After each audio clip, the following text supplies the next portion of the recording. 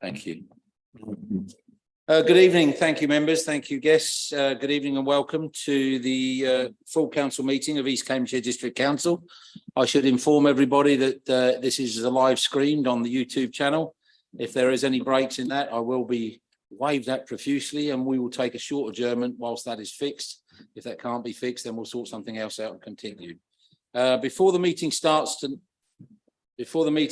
tonight, I need to share some sad news on the passing of former councillor James Fitch. I will say a few words, then I will invite any tributes before we have a minute's silence.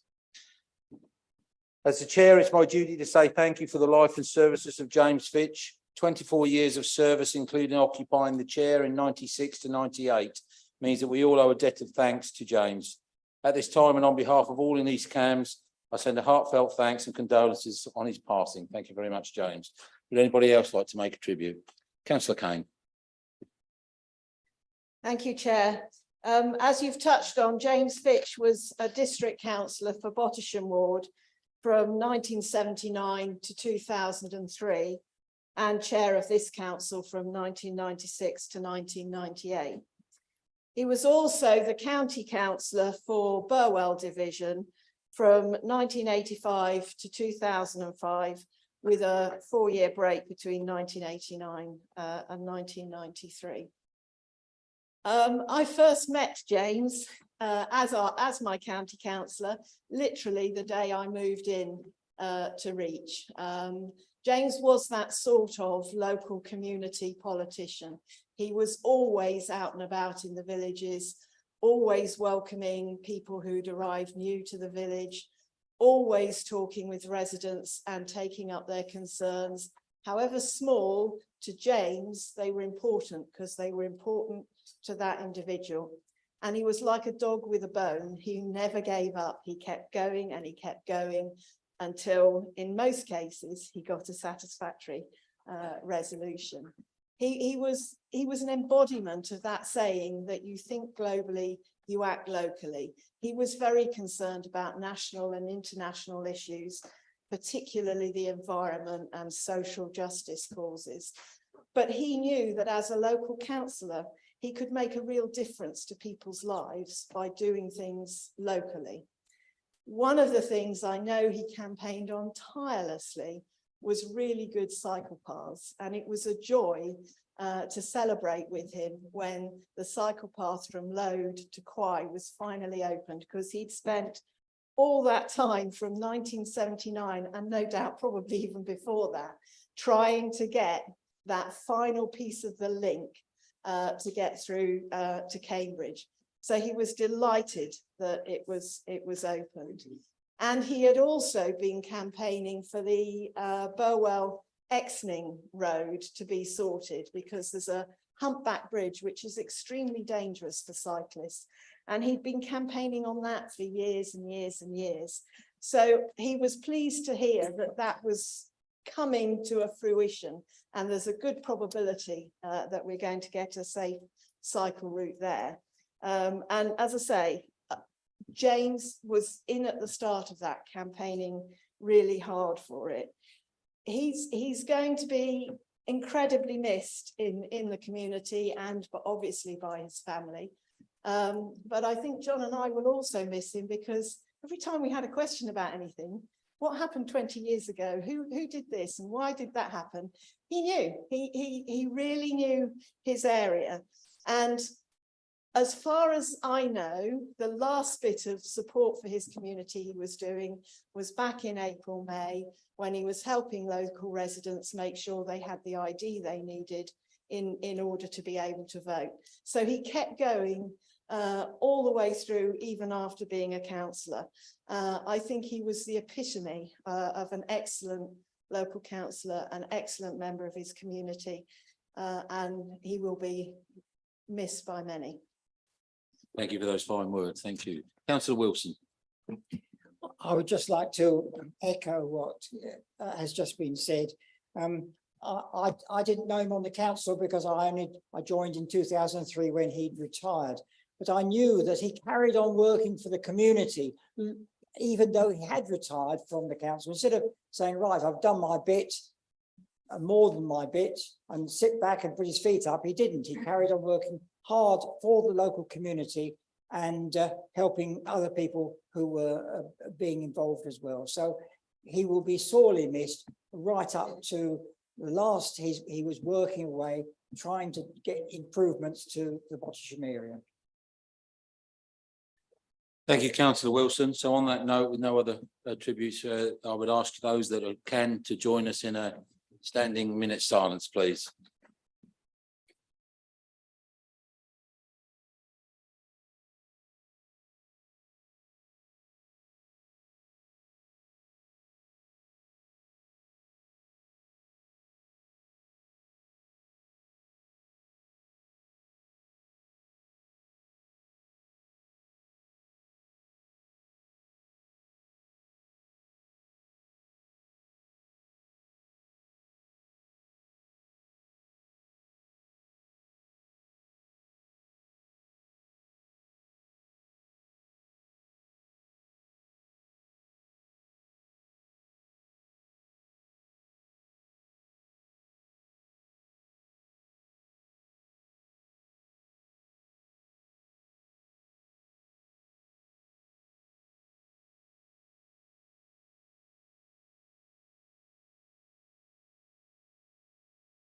Right, thank you. Okay, we'll now proceed with the formal agenda, and item 1 is public question time. So we will just check the box, but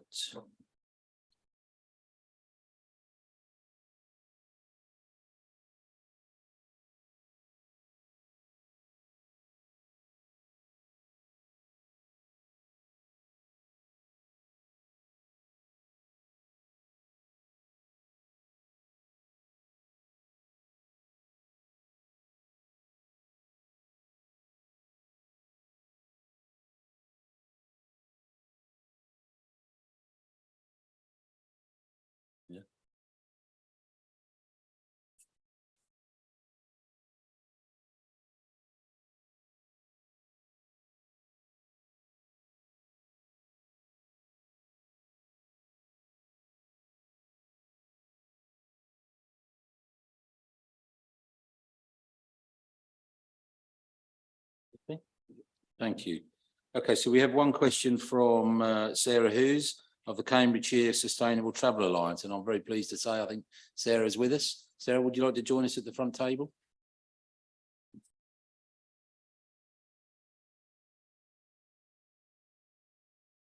Thank you very much. Over to you for your question.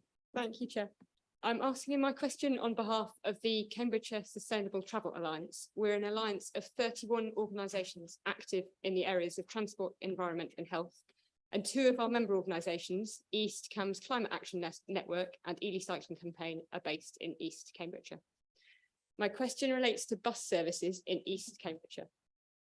So this summer, the Cambridgeshire Sustainable Travel Alliance spent a day interviewing people waiting for buses at the Market Street stops in Ely, as part of a wider survey of more than 300 bus users in Cambridge, Ely and Huntingdon.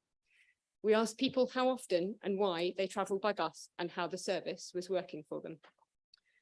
Our interviews suggest that bus users in Ely rely deeply on the bus service. 84% of those we talked to didn't own or have access to a car, compared to the national average of 22% of households, and a third travelled by bus daily. 40% of bus users in Ely we talked to said that their services needed to be more frequent, and 25% said services were late or unreliable. And I should note that we only interviewed people waiting for buses, so will not have captured the views of those who cannot travel by bus currently or have given up doing so. Here's some of what people said. I'm a Londoner. If you waited 20 minutes in London, that was a long time. Here, it's every 2 hours. Why isn't there a Sunday service? If there's no bus, we're stuck at home. Bank holidays, we're stuck. Sundays, we're stuck. We're older people and we have to rely on buses. The last bus home to Chatteris is 5:30 p.m. Every 2 hours isn't enough. It's 20 quid for a taxi if you miss the last bus. We need later services. Teenagers just can't get to anything in Ely. Mornings are tricky. We have to get the bus at 7:30, which arrives in Soham for 8 a.m. for a 9 a.m. primary school start, and it's changing for the worse.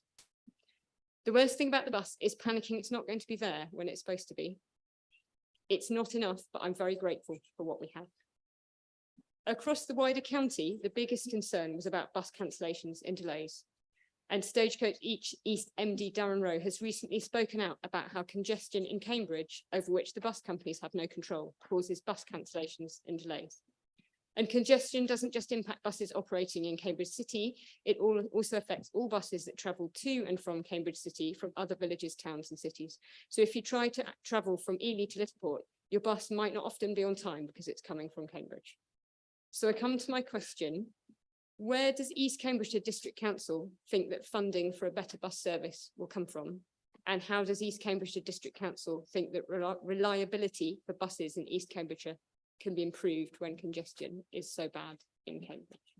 Thank you very much, Sarah. Thanks for the question. And I will ask the leader of the council, Councillor Bailey, to respond. Thank you, Sarah, to you and your colleagues for your question. The proposal, I will address some of the things that you've said in the preamble as well, if I may, as well as getting to your direct question at the end.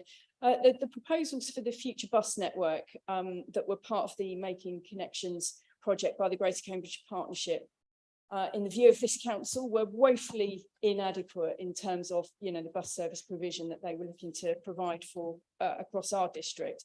And that was particularly acutely so in the rural areas, including East Cambridgeshire. And the view here was that the damage that would have been wrought by the congestion charge was simply not worth it. And in the end, it appears that local politicians are in agreement on that matter because the plans has been dropped, as you no doubt know, at least for now. Of course, I agree that something needs to be done to address the issues of congestion, particularly at certain times of the day in Cambridge. However, we don't believe that buses are the answer. They are part of the answer, but that, it's not all about buses, that is for sure.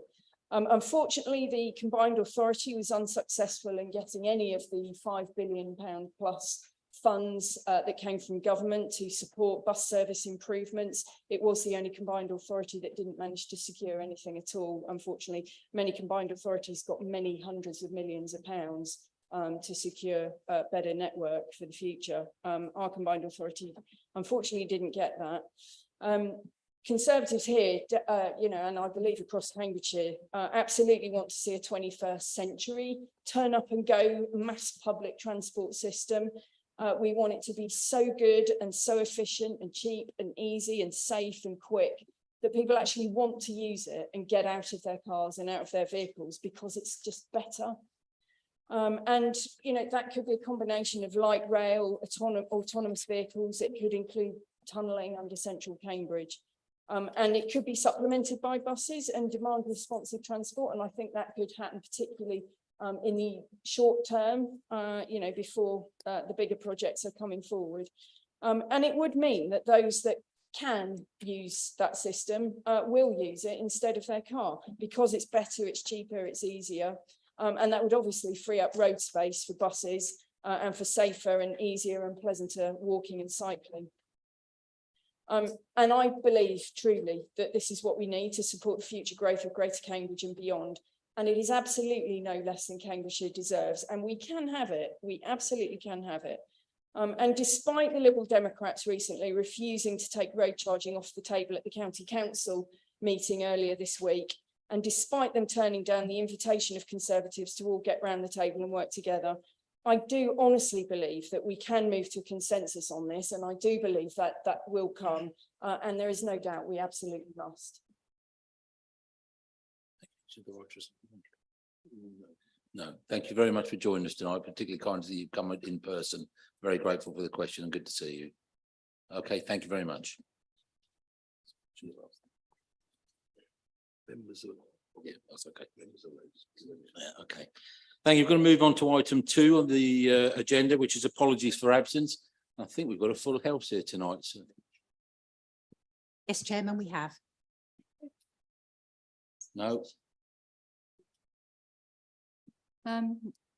Councillor Shepherd said that she was on her way, so I assume that she'll be arriving late. At this moment in time, then we're waiting on Councillor Shepherd, but that's fine.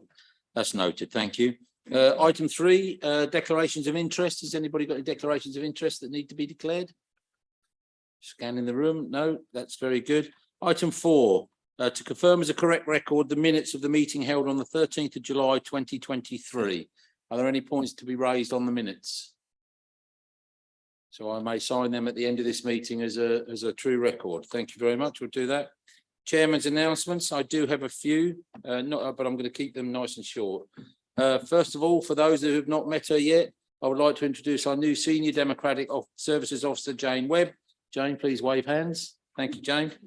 Some of you may recognise Jane for a role she's been involved with the Police and Crime Panel. Very important that I say the crime panel after being involved with the police, but you're most welcome, Jane. Thank you very much. Second item of Chairman's announcements, Independent Remuneration Panel. As you will be aware, the Independent Remuneration Panel, comprising of 4 lay members of the public, has commenced a review of members' allowances and is due to report its recommendations to the full council meeting in February 2024 to enable any changes to take effect from the 1st of April 2024. To enable them to conduct their review effectively, the IRP has sent out a questionnaire on how much time on average councillors spend on council business and to get your thoughts on the allowances received. Please could you complete the questionnaire as fully as possible and alternatively, you can make a written submission to the IRP. These should be sent to Tracy Cooper in Democratic Services or to the IRP chairman, who's Richard Tyler. Paper copies of the questionnaire are also available from Tracy to take away from tonight's meeting.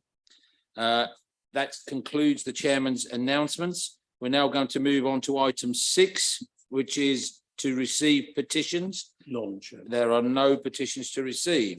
So moving rapidly on to number 7, notice of motions under procedure rule 10.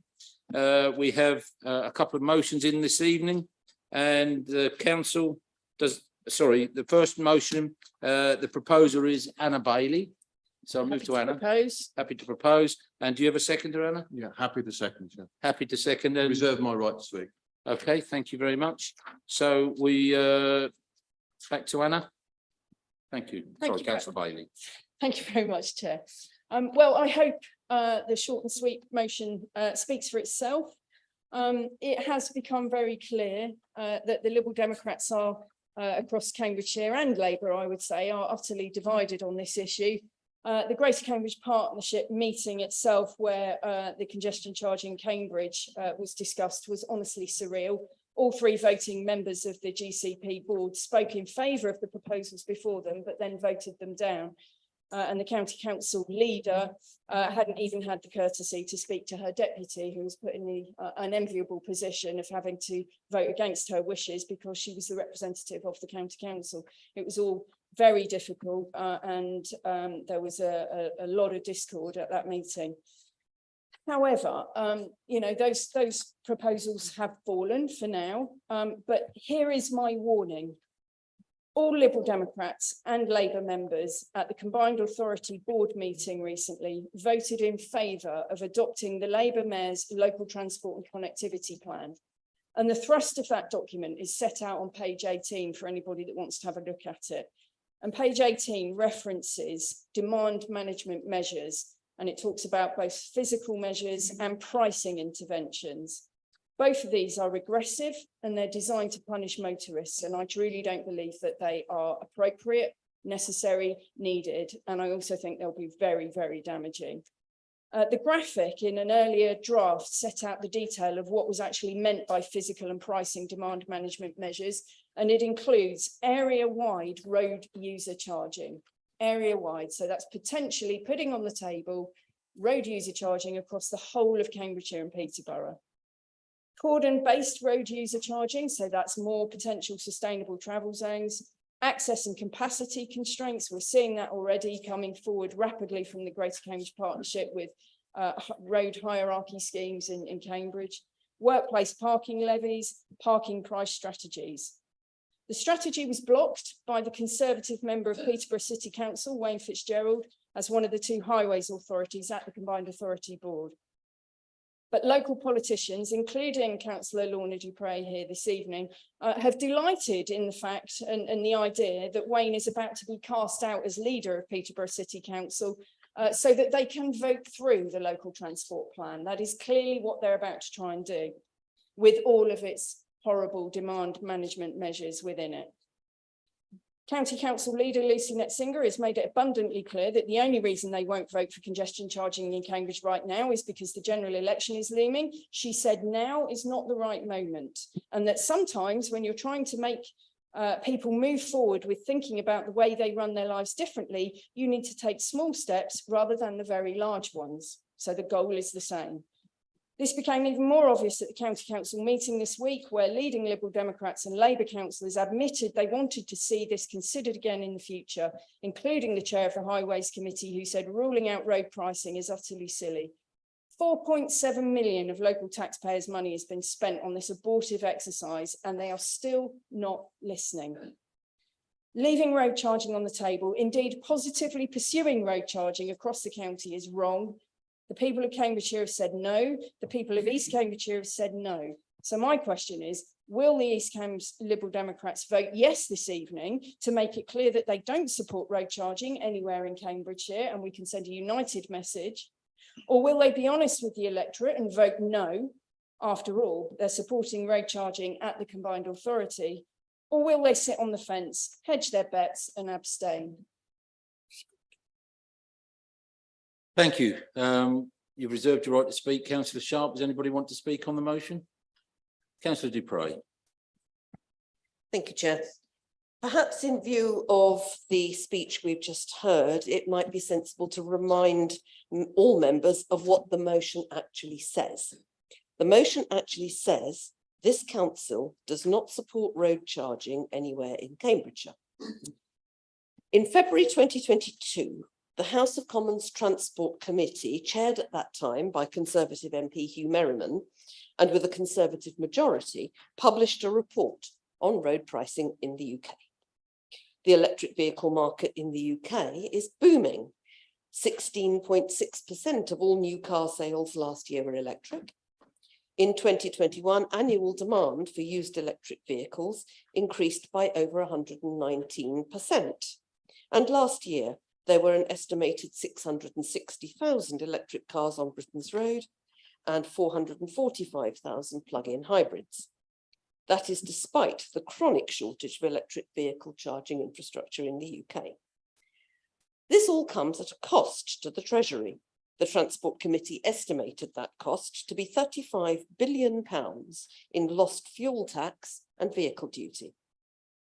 The committee concluded that, and I quote, fuel duty and vehicle excise duty are increasingly unfit for purpose. The consequences for both public finances and congestion management are too severe for inaction. To deliver a fair system of motoring taxation, politicians must find a way to take the politics out of road pricing. Clearly, Conservative politicians in Cambridgeshire didn't get the memo, as they're trying to stuff the politics back into road pricing as hard as they can. If the party opposite rejects the recommendations of the Transport Committee and sets its face against any form of road pricing whatsoever in Cambridgeshire, which is what the motion says, how does it propose the government should replace the £35 billion nationally that will be lost to building and repairing our roads and transport infrastructure? And if a future government does decide to replace vehicle excise duty and fuel taxes with a system based on road pricing, on what basis does this council think Cambridgeshire should be exempted? Will a Bernard or a Humphrey really slide this motion across the minister's desk with a recommendation that Cambridgeshire residents should uniquely drive tax-free until they reach the borders of Norfolk, Suffolk, Essex, Hertfordshire or Lincolnshire? The first recommendation of the Transport Committee was that the government must, and again I quote, the government must start an honest conversation with the public on how to maintain funding for roads and other essential public services once the significant revenue from vehicle excise duty and fuel duty declines. This motion doesn't contribute to that honest conversation. The party opposite is in power, locally and nationally. All they have done tonight is bring two single sentence motions telling us not what they are for, but what they are against. They have the opportunity to pass whatever policies they wish, to benefit East Cambridgeshire and its residents. And all they can come up with is this puerile politicking. Thank you, councillor De Prey. Councillor Hunt. Thank you very much indeed, Chair. I'd just like to remind all the members that are here, and we have a you're back to me now, yeah. I would just say that all the people who are here tonight, all the members, have been elected, and there's a phrase that goes with that election, and that says represent. And we have a duty, all of us members from both sides, to represent the people and the areas that we do represent. And to me, it is not necessarily the opinion of the member, it's what his people want. You should be the mouthpiece, I should be the mouthpiece of the people in my ward. So having said that we should represent and be the mouthpiece, it's quite clear. There was a survey done, and even if you take the loaded nature of that survey, like things like, do you want a better bus service? Do you want it cheaper? Do you want it warmer? Do you want it to start at 6 o'clock in the morning and go till 1 o'clock? Despite that, more people voted against the congestion charge than voted for it. Despite that, we in East Cambs had a survey as well, and we didn't ask the questions about would you like a free of charge wonderful bus service. We just said, do you want to pay congestion charges? And over 80% said they didn't want it. I was also going door to door, and on metaphorically at the back of a cigarette packet, I was asking people at the door, and I deliberately asked 100 people. 92 of them said they didn't want this charging. 4% they said they didn't know, and 4% were for it. So given all that, I can't see how anybody with any integrity can be voting for road charging. The people have spoken.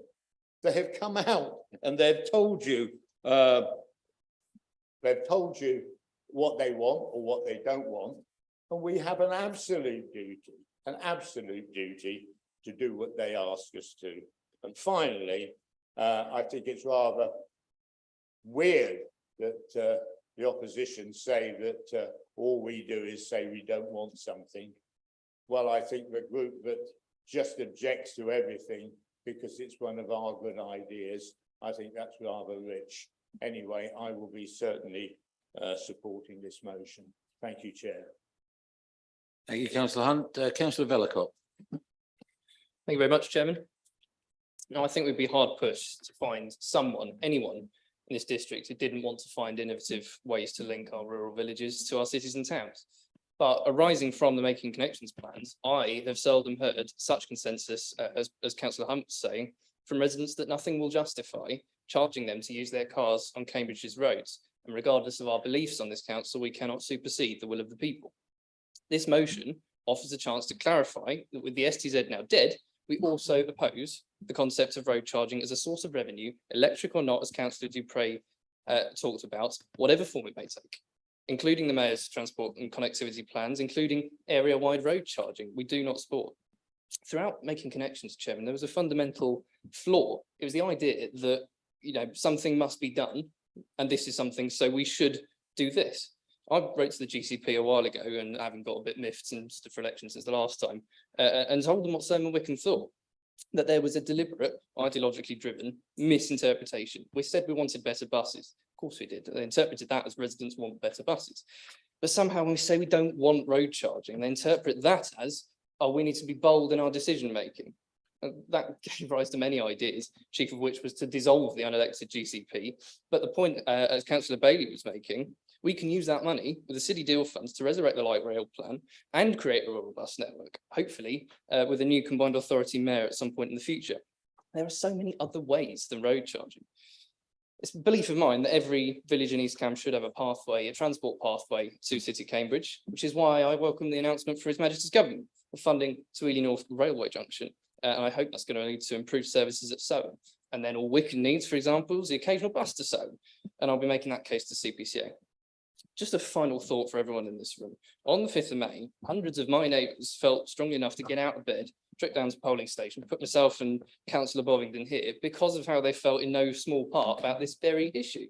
So whilst I'm going to keep making the case for these ideas, the most immediate way I can repay that favour is to vote in favour of this motion. And Chairman, with that in mind, I would like to request that this vote be formally recorded. Let's move forward for our county. Let's do it now. Let's put this division to bed now. So I'm very proudly supporting this motion. Thank you. Do we have any other speakers on the topic? Okay, with that then we'll come back to Councillor Sharp, the seconder of the motion. Thank you, Chair. I'm happy to second the motion as it's been one of the biggest issues affecting the residents of East Cambridgeshire in the last year. I want better public transport, but funding it this way is not the answer. I just want to quote from somebody, and this was after the Longstanton by-election. I think treating this as a referendum is taking people's voices away. Now that came from the prospective parliamentary candidate for South Cambridgeshire, quite interesting. That it's quite interesting, certainly because at ECDC and at Cambridgeshire County Council, we've been asking for a referendum on this issue to no success. The statement came from the ruling administration at the county that certainly the Liberal Democrats, that there was no political consensus.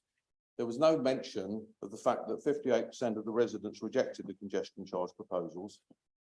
But as I said at County Council on Tuesday, the Lib Dem Labour administration have the votes at the GCP and the County Council.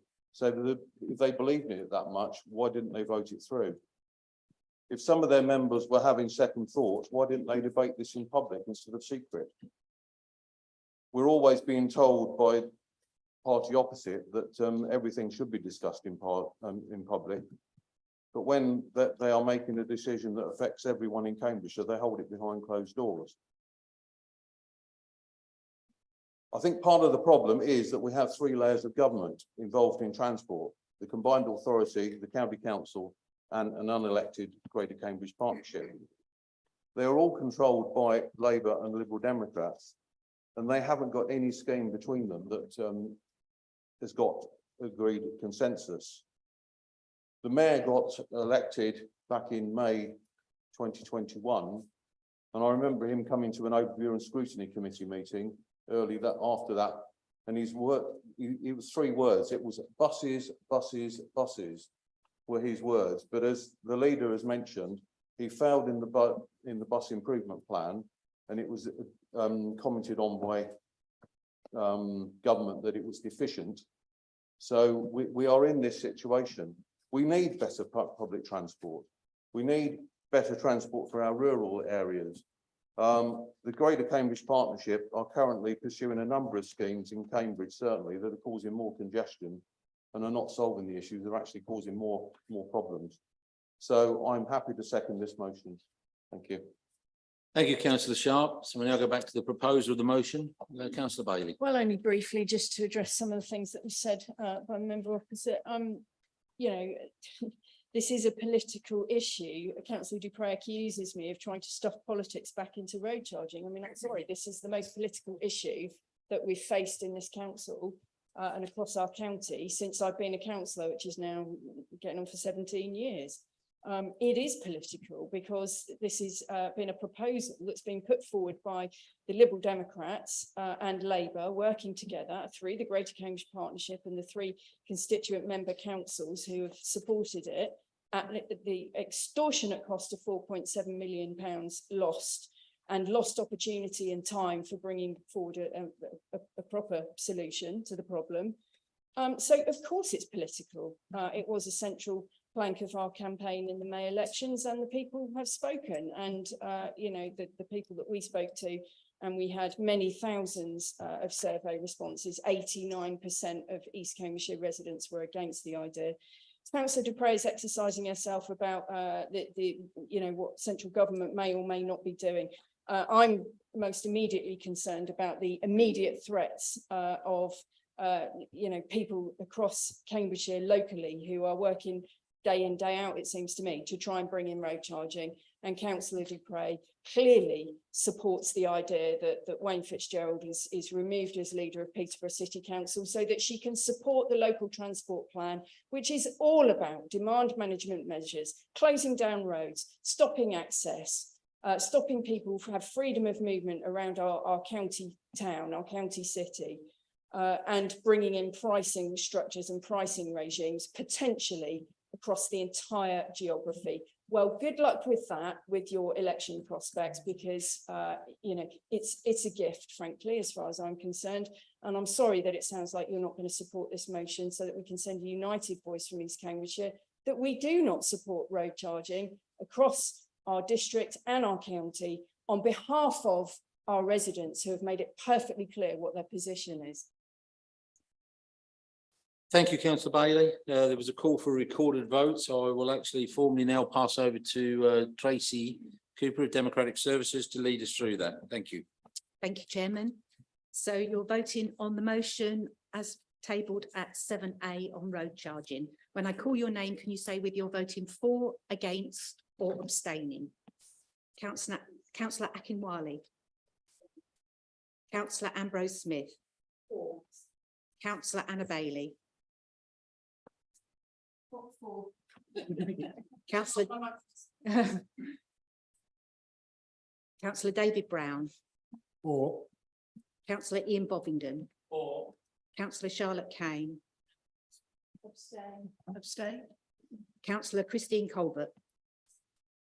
Councillor Lorna Dupre. Abstain.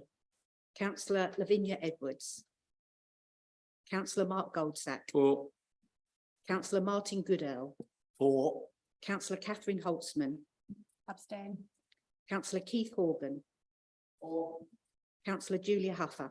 For. Councillor Bill Hunt. For. Councillor Mark Inskip. Abstain. Councillor James Lay. For. Councillor David Miller. For. Councillor Kelly Pettit. For. Councillor Robert Pitt. Councillor Alan Sharp. For. Councillor Caroline Shepherd. Councillor John Trapp. Councillor Lucius Spellicott. For. Councillor Mary Wade. Councillor Alison Whelan. Abstain. Councillor Christine Whelan. Abstain. Councillor Gareth Wilson. Abstain.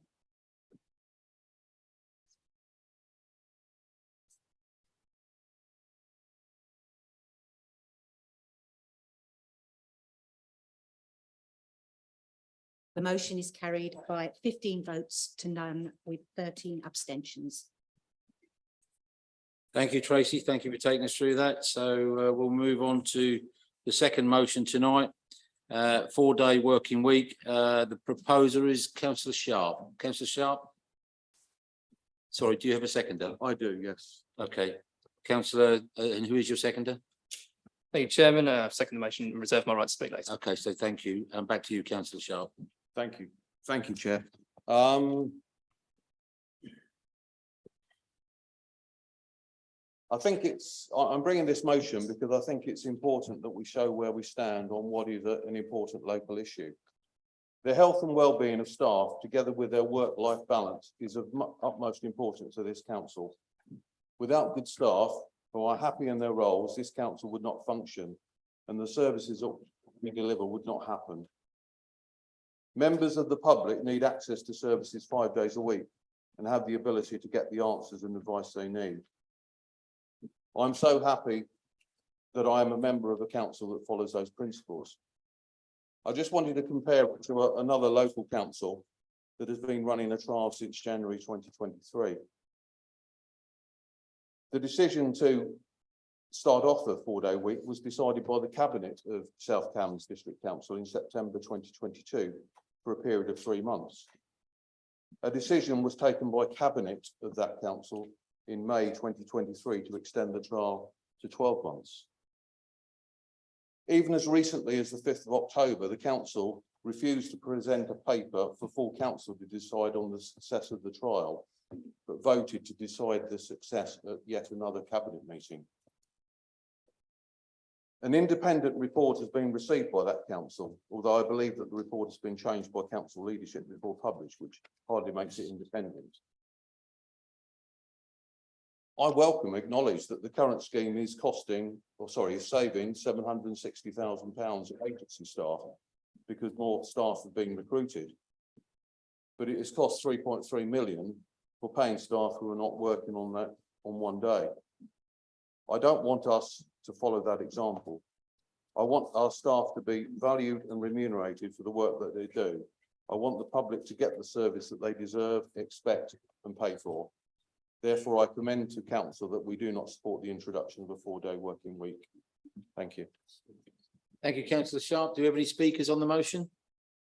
Councillor Dupre. Thank you, Chair. This council does not support the introduction of a 4-day working week. Where? For whom? If you don't support the introduction of a 4-day working week for employees of East Cambridgeshire District Council, then don't do it. That's your prerogative. You're the ruling group on the District Council. No one is suggesting it. Just don't do it. You don't have to turn it into a piece of performance art. But the motion as worded is wider than that. It states a view that no one, anywhere, should be allowed a 4-day working week, which is frankly bizarre. In an organisation of this size, there must be some people at least on a 4-day working week. Does this motion mean that you are going to amend the terms and conditions of their employment? Many employees want to work fewer than 5 days a week to align with caring or other responsibilities, for a better work-life balance, or for a host of other reasons that are their business. Many employers are happy to offer their staff the opportunity to work fewer than 5 days a week, as this can benefit not only their employees individually, but the organisation collectively too. And frankly, who is this council to try to stop them? Thank you. Any other speakers on the subject? Councillor Hunt. Thank you very much indeed, Chair. First of all, I'd just like to say that I was fortunate about 3 to 4 weeks ago to go to the South Cambs Council offices on a Friday afternoon. And I honestly think there were more people on the Mary Celeste than there were working there. And goodness me, I wouldn't want to be a homeless person looking for some help or some advice at that time. You will be able to get a car park space quite easily there on a Friday. I think that councils are basically the ultimate service industry, aren't we? We're here to look after people, to help them if they're in trouble, if they're having some change in their life, homeless, ill, sick, whatever. We're here as, even if we're not the answer, we're the signpost to help people. So what a way to do it. Let's just do a 4-day working week and let's the chief executive study for a PhD on wages. That's obviously a good, sensible way of going about it, and I'm being sarcastic. I think as I understand it, and I haven't seen it in black and white, but I've heard it from a normally reliable source, South Cambs has had to actually get hold of some more bin lorries now and invest more money in extra bin lorries because they've only got 4 days to do the job, which is rather surprising.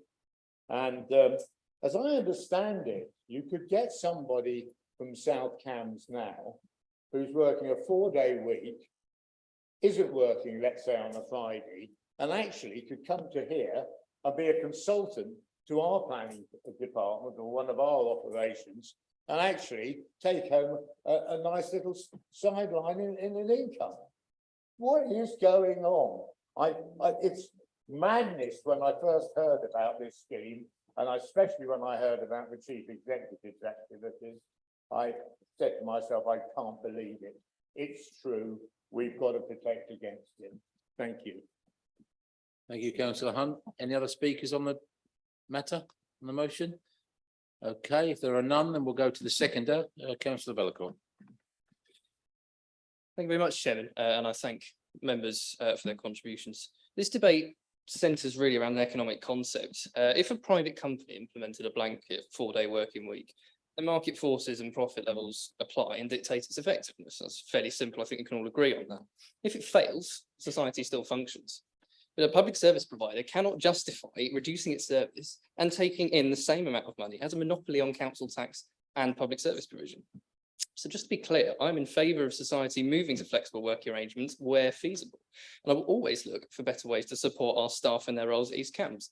But we must not cram 5-day jobs into 4 days, especially not in local government, when good service simply must be upheld.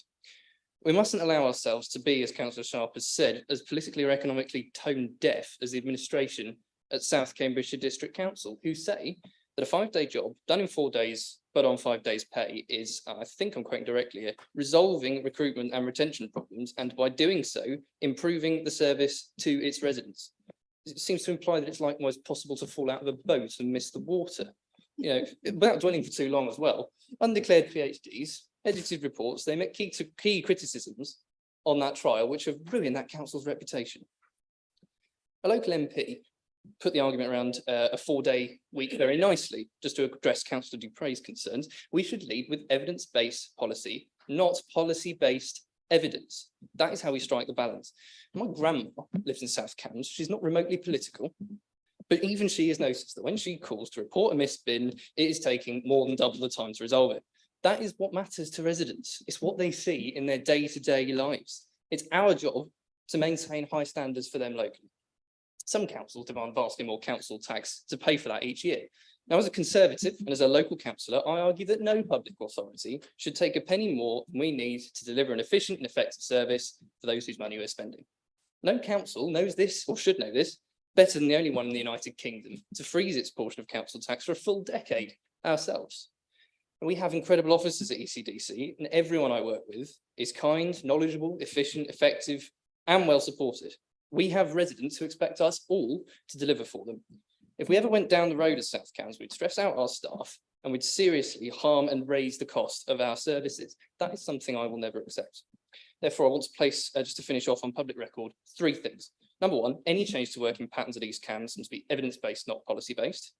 Number 2, any administration affected by the problems we've seen at South Cambs should convene a special session of its elected personnel and have it overridden immediately.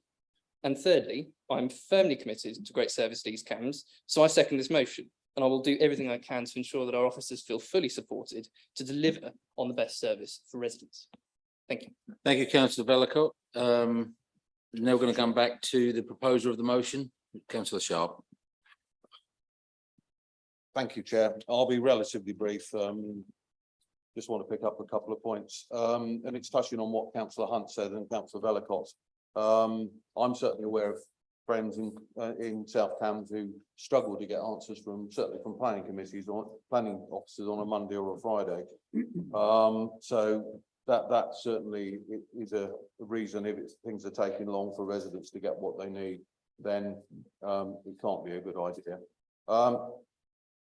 We are different than a commercial company, because if a commercial company goes to as Councillor Vellacourt eloquently put it better than I can, if a commercial company goes to a 4-day week, then if their customers don't buy their goods or services, then they go under.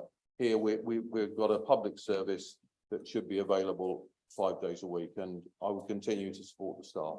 And I commend the motion to the council. Thank you. Okay, thank you. I think I'm probably right in guessing that this is not a unanimous vote, so we will go to the vote on this. Can we have a show of hands, please, for those in favour of the motion?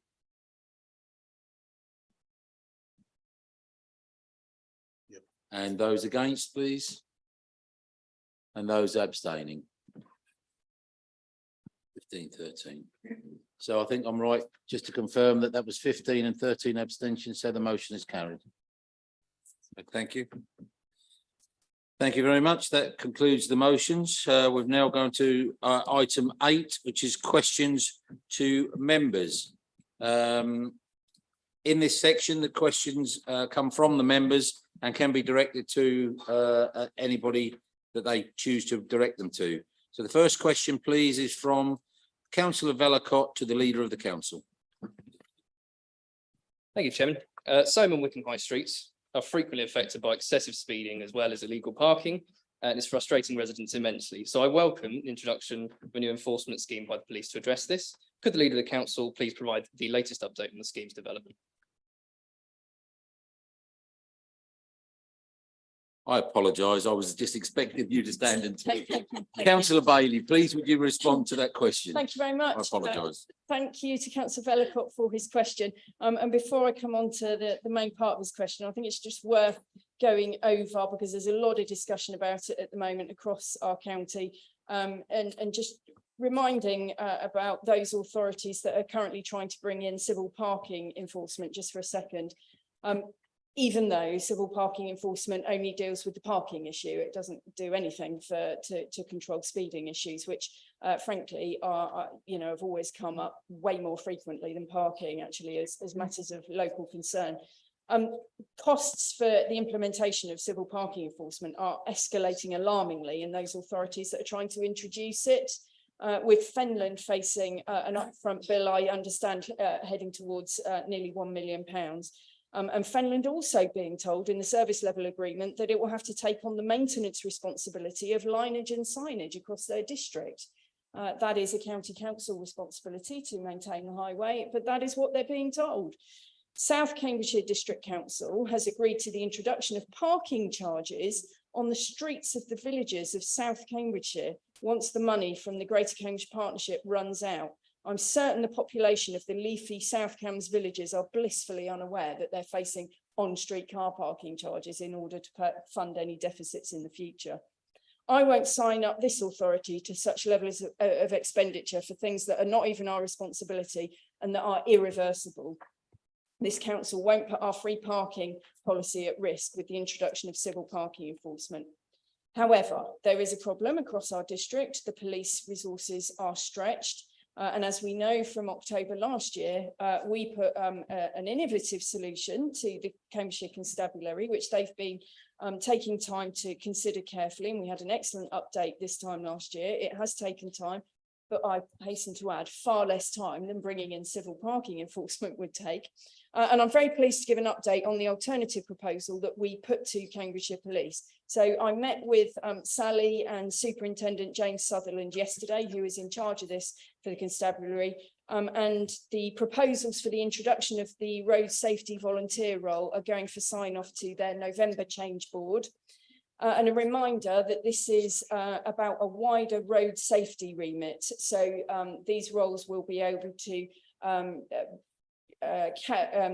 capture evidence that will lead to speeding fines, as well as playing an education role. So going and talking to people around the school gates, for example, which are a point of contention with road safety issues. So it's a much wider role than just dealing with car parking. And also the proposals, rather excitingly, have been adapted in order to speed up implementation. So apparently there are a large number of special constables, they are volunteer roles, special constables in the Cambridgeshire force that are non-active or are older or not so engaged. And there's quite a number of them. And the new model is proposing to recruit them to this project. They're already trained in elements such as conflict de-escalation, and they have all the powers of a police constable. So they won't require the use of Section 38 to carry out this role. And the intention is very much then to build this special constable team that will then be able to oversee and support the new road safety police volunteers, which will use Section 38 to carry out their work. So we look forward to the result of their change board meeting in November. And Superintendent Sutherland was optimistic about a speedy rollout. They've already tested all of the equipment, found it to be very efficient. So I hope that we will start to see car parking as well as road safety being addressed and tackled across our district. Thank you, Councillor Bailey. Going to move on to question 2. It's a question from Councillor Christine Colbert to the Chair of Operational Services Committee. Oh, thank you, Chairman. My question is brief, councillor Huffer. What plans does this council have to enter the business waste market? Sorry, Chair. Thank you very much, Operational Services Lead. Thank you, councillor Colbert, for your question. Operational Services Committee approved the ECSS business plan in March 2023, which included a commercially minded work stream. ECSS is currently focused on delivering a service for the council and meeting the key performance indicators in the business plan. Okay, thank you very much. Question 3 from Councillor Christine Whelan to the Chair of OS Committee. Also, Councillor Whelan. At the current time, there are many houses that are run by Sanctuary Housing, some that are empty and have been for over a year. Will Councillor Huffer invite Sanctuary Housing to a meeting of Operational Services Committee to answer questions from members regarding empty housing they have in the district? Thank you very much. Thank you, councillor Whelan, for your question. Like you, I am also concerned about the amount of empty properties Sanctuary Housing have in our district. The leadership have already instructed senior officers to work with Sanctuary to get more information that will enable us to better understand why these properties are empty, for how long they've been empty, and what is Sanctuary's action plan for dealing with the issue. However, I don't believe that Operational Services Committee is the right platform to engage with Sanctuary. So I'm going to ask officers to arrange a member seminar so that all members will have the opportunity to ask their questions to Sanctuary. So I think this is a district-wide issue. Thank you. Thank you, Councillor Huffer. And the 4th question is from Councillor Mark Inskip to Councillor Huffer again. Councillor Inskip, thank you. Thank you. So at the full council meeting on the 21st of February this year, a member expressed concern about the proper governance of the East Cam Street scene. Should the council's director operations also be an ECSS director?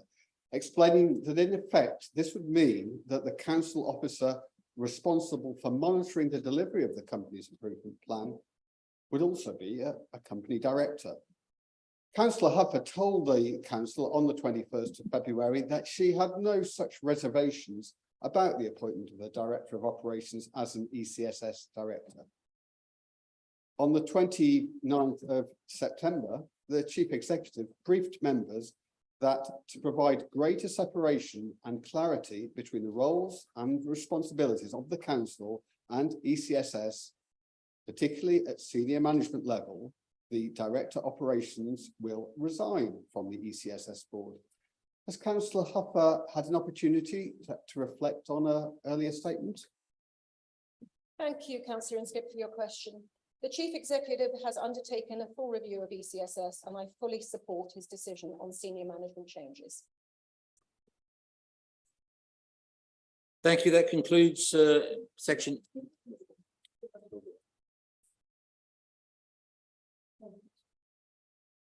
I apologise, I missed that one. No, that's not it. Oh, it's on the back. Yeah. Okay, apologise. My apologies, Councillor Kane. A question from Councillor Kane to the Leader of the Council. Please accept. Thank you, Chair. Councillor Bailey told Council on the 21st of February that she disagreed with the assertions of poor governance at ECSS. On the 29th of September, the Chief Executive briefed members that, quote, there are governance failures. Has Councillor Bailey had opportunity to reflect on her earlier statement? Thank you for your question, Councillor Kane. And members are clearly aware that the Chief Executive has undertaken a review of East Cam Street scene as instructed by the Audit Committee, whose conclusions we fully support, unlike the opposition, who I note voted against his recommendations. Thank you. I'll try again, but that seems to conclude the section, question 8, section 8. So we're going to move on now to section 9. Schedule of items recommended from committees and other member bodies. The first one is the local council tax reduction scheme, and I'm going to pass. This needs to have a proposer. Do we have a proposer for this? Yes, happy to propose, Chairman. Thank you, Councillor. And a seconder? Yes, Chair, I will second this. Thank you, councillor Lay. Now, there is an amendment on this that has come forward and go there. So what we'll do, we now move to the amendment. The amendment is proposed by councillor. Sorry, Proposed by myself. councillor Wheeler. I do apologise, councillor Wheeler. I thought it was proposed by somebody else. My fault on that. So yes, so over to you, councillor Wheeler, to talk about your amendment. Thank you. Before you do, I assume you have a seconder. Have a seconder in councillor Inskip. I second and reserve my right. That's absolutely fine. Thank you very much. Thank you, councillor Wheeler. And over to you.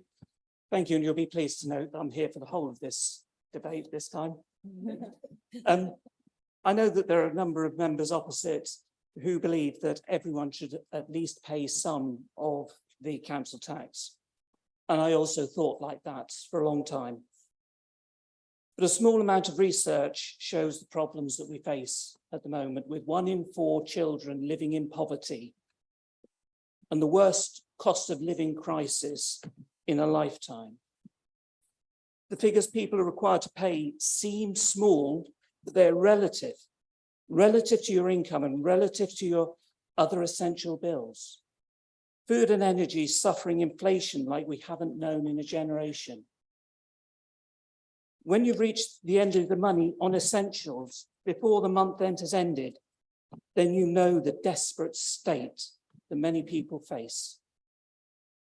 What this motion does is create a small cost to the council, even less than shown in the papers, with the collection costs and losses that are involved.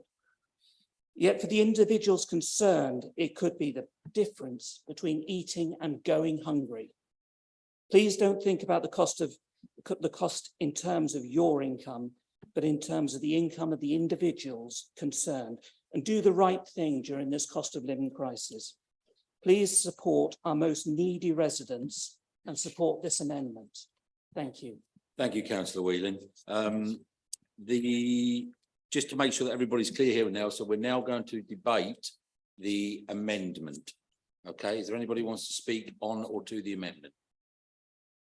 If there isn't, Mr. Inskip, you're going to be early up, so I'll come on to you, councillor Inskip.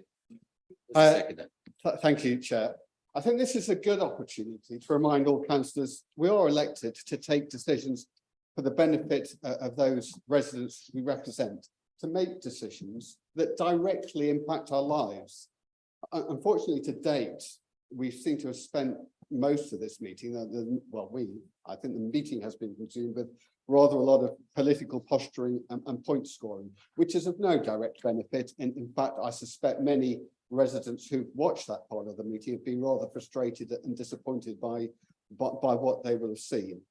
But on this amendment, the decision we have in front of us on a local council tax reduction scheme, we have the ability as councillors to make a decision that will have a direct impact on people we represent, and on those people who are struggling most in the current cost of living crisis. And I think it is worth just reflecting on where we find ourselves today. You know, maybe for many of us in this council chamber, the cost of living crisis isn't a big concern. But for many people out there that we represent, it is. You know, those are people who are struggling with the highest interest rates we've seen for 2 decades, the highest inflation we've seen since the 1980s, and struggling with a government tax burden the highest we've seen since the Second World War. Now, you know, the economic mixed management that's led to that isn't the fault of those people, but they are impacted by it. And we should be looking at what we can do to help with that. Now, when we debated this at Finance and Assets, we were told time and time again by members of the administration that suggesting that the poorest should not have to pay council tax, that they still have to fork out something, was a key principle. And yet their government claims, for example, has made the claim about how much they've taken low earners out of income tax. So at national level, it seems to be that the party supports and the principle that those who can't afford to pay because their incomes are so low don't have to pay income tax. It's the same with national insurance as well. There are significant people who are really struggling. And now, for many of us, £120 a year might not seem like a lot of money. But if you're really struggling to pay for your fuel bills or for the next meal, or having to make a choice between the two, that £120 can make a difference, and it can make a big difference. It's not a huge difference, but it's a decision that we can take today. It's directly going to help those who are most struggling in our communities. And can we really feel comfortable tonight if we go back to our wards, to those people we represent, if we make a decision to reject that opportunity that's before us tonight? I'd ask all councillors to vote for the amendment and to help out those who are most struggling in our society. Thank you, councillor Inskip. So as protocol dictates, we now go back to proposing the original motion, which is councillor Sharp, to sum up on the amendment. Thank you, Chair. I'll be relatively brief. We did discuss this, as councillor Inskip said, at committee. And yes, obviously residents are in a situation of difficulty at the moment.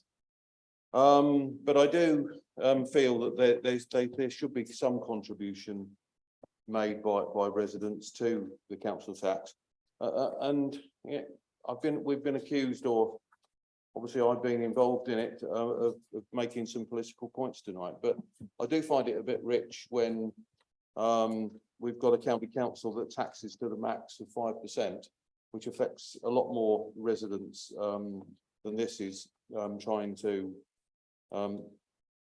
help. So in conclusion, Chairman, I would recommend that we remain with the 8.5% and reject the 0%. Okay, thank you very much on that. Can I ask for a recorded vote on this? Of course you can, yes, of course you can. Yep. That makes my life slightly easier. It doesn't make the life of Democratic Services any easier, but are you ready? Okay, over to Tracy to lead us through a recorded vote. Thank you, Chairman. We're voting on the amendment. So when I call your name, can you say whether you're voting for, against, or abstaining? Councillor Akinwale. Councillor Ambrose Smith. Against. Councillor Anna Bailey. Against. Councillor David Brown. Against. Councillor Ian Bobbington. Councillor Charlotte Kane. For. Councillor Christine Colbert. Councillor Lorna Dupre. For. Councillor Lavinia Edwards. Councillor Mark Goldsack. Against. Councillor Martin Goodall. Against. Councillor Catherine Holtzman. For. Councillor Keith Horgan. Councillor Julia Huffer. Against. Councillor Bill Hunt. Councillor Mark Inskip. For.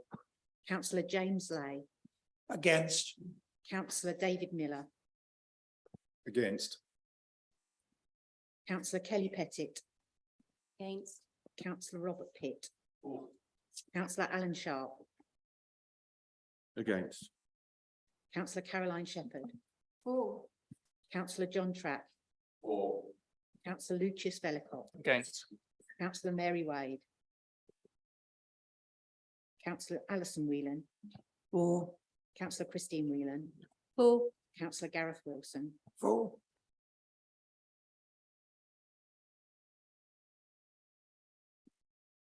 So the amendment is lost by 13 votes for to 15 votes against with no abstentions. Okay, thank you very much. That means we go back to the original motion. Obviously, some of the debate has been had already. So we're at the point now of any speakers on the motion itself.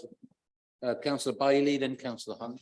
Yeah, just very briefly, I wanted to draw attention for reassurance purposes to bullet point 3 on appendix A, page 2, at paragraph 4.4, which basically sets out the fact that there is, significant other support available for people on low incomes and clearly those that are being impacted by the cost of living crisis through our excellent housing and community team. And that those affected should be signposted to maximise benefit take-up, review discounts and exemptions, and providing hardship payments for where there is a need. So there is support there for people. Thank you, councillor Bailey. Councillor Hunt. Thank you, Chair. I'm sorry to steal one of Councillor Sharp's expressions, but he said it's a bit rich, but I'd already written that down.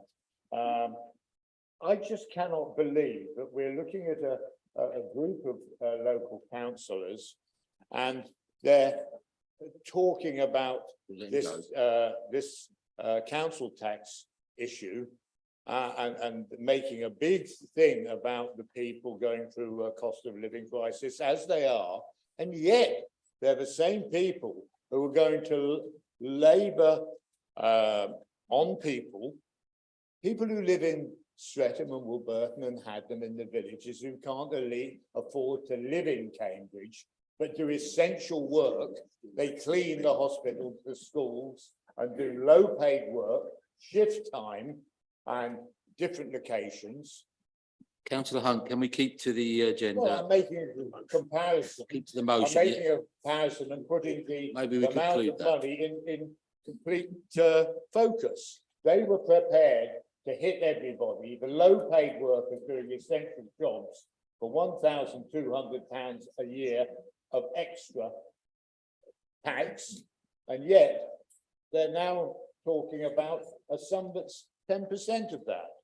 I just bring that for comparison. Okay, thank you, councillor Hunt. Councillors, if you have an issue, we have a code of conduct that is basically got two options, right? I have listened on both sides tonight to general chitter chatter and giggling at some point between members, and it's just not polite to anybody that's speaking. Okay, we're in control of what's going on there, and councillor Hunt did come round to bring it back to where he was, so it was the right thing to let it go. But I would ask you to follow the protocols, please, and if you have any points, raise them, and when we will deal with them. Thank you very much. Any further speakers on this? James, councillor Lay, please. Yes, you know, within East Cambs, we've got 39,546 homes. And of those, 90% of the people pay their full council tax. And tonight I'd like to speak on behalf of the 90% who pay their full council tax, because I believe that we all should share in the burden of paying for everything that we need across East Cambs. So in my view, putting it up is a consequence of the times we live in, but we are supporting 3,889 homes with rebates on their council tax. So we're not walking away from this and saying, you know, it doesn't matter that some people are poorer than others. What we're actually saying is that all of us should be paying something towards what it costs to support this society that we live in. Thank you. Thank you, councillor Lay. I think that brings us back to councillor Sharp, please. Thank you, Chair. I'll be very brief. Obviously, we've had a slightly stunted debate tonight, and I think it's fair to acknowledge we did have a very good debate at Finance and Assets Committee, and from all members of that committee. So, but I just really want to, and I understand that I appreciate the comments of councillor Bailey in terms of there is extra support available on top of the reduction down to 8.5% for residents who are in bad situations. So really, without labouring the point, I recommend that we support the motion, Chair. Thank you.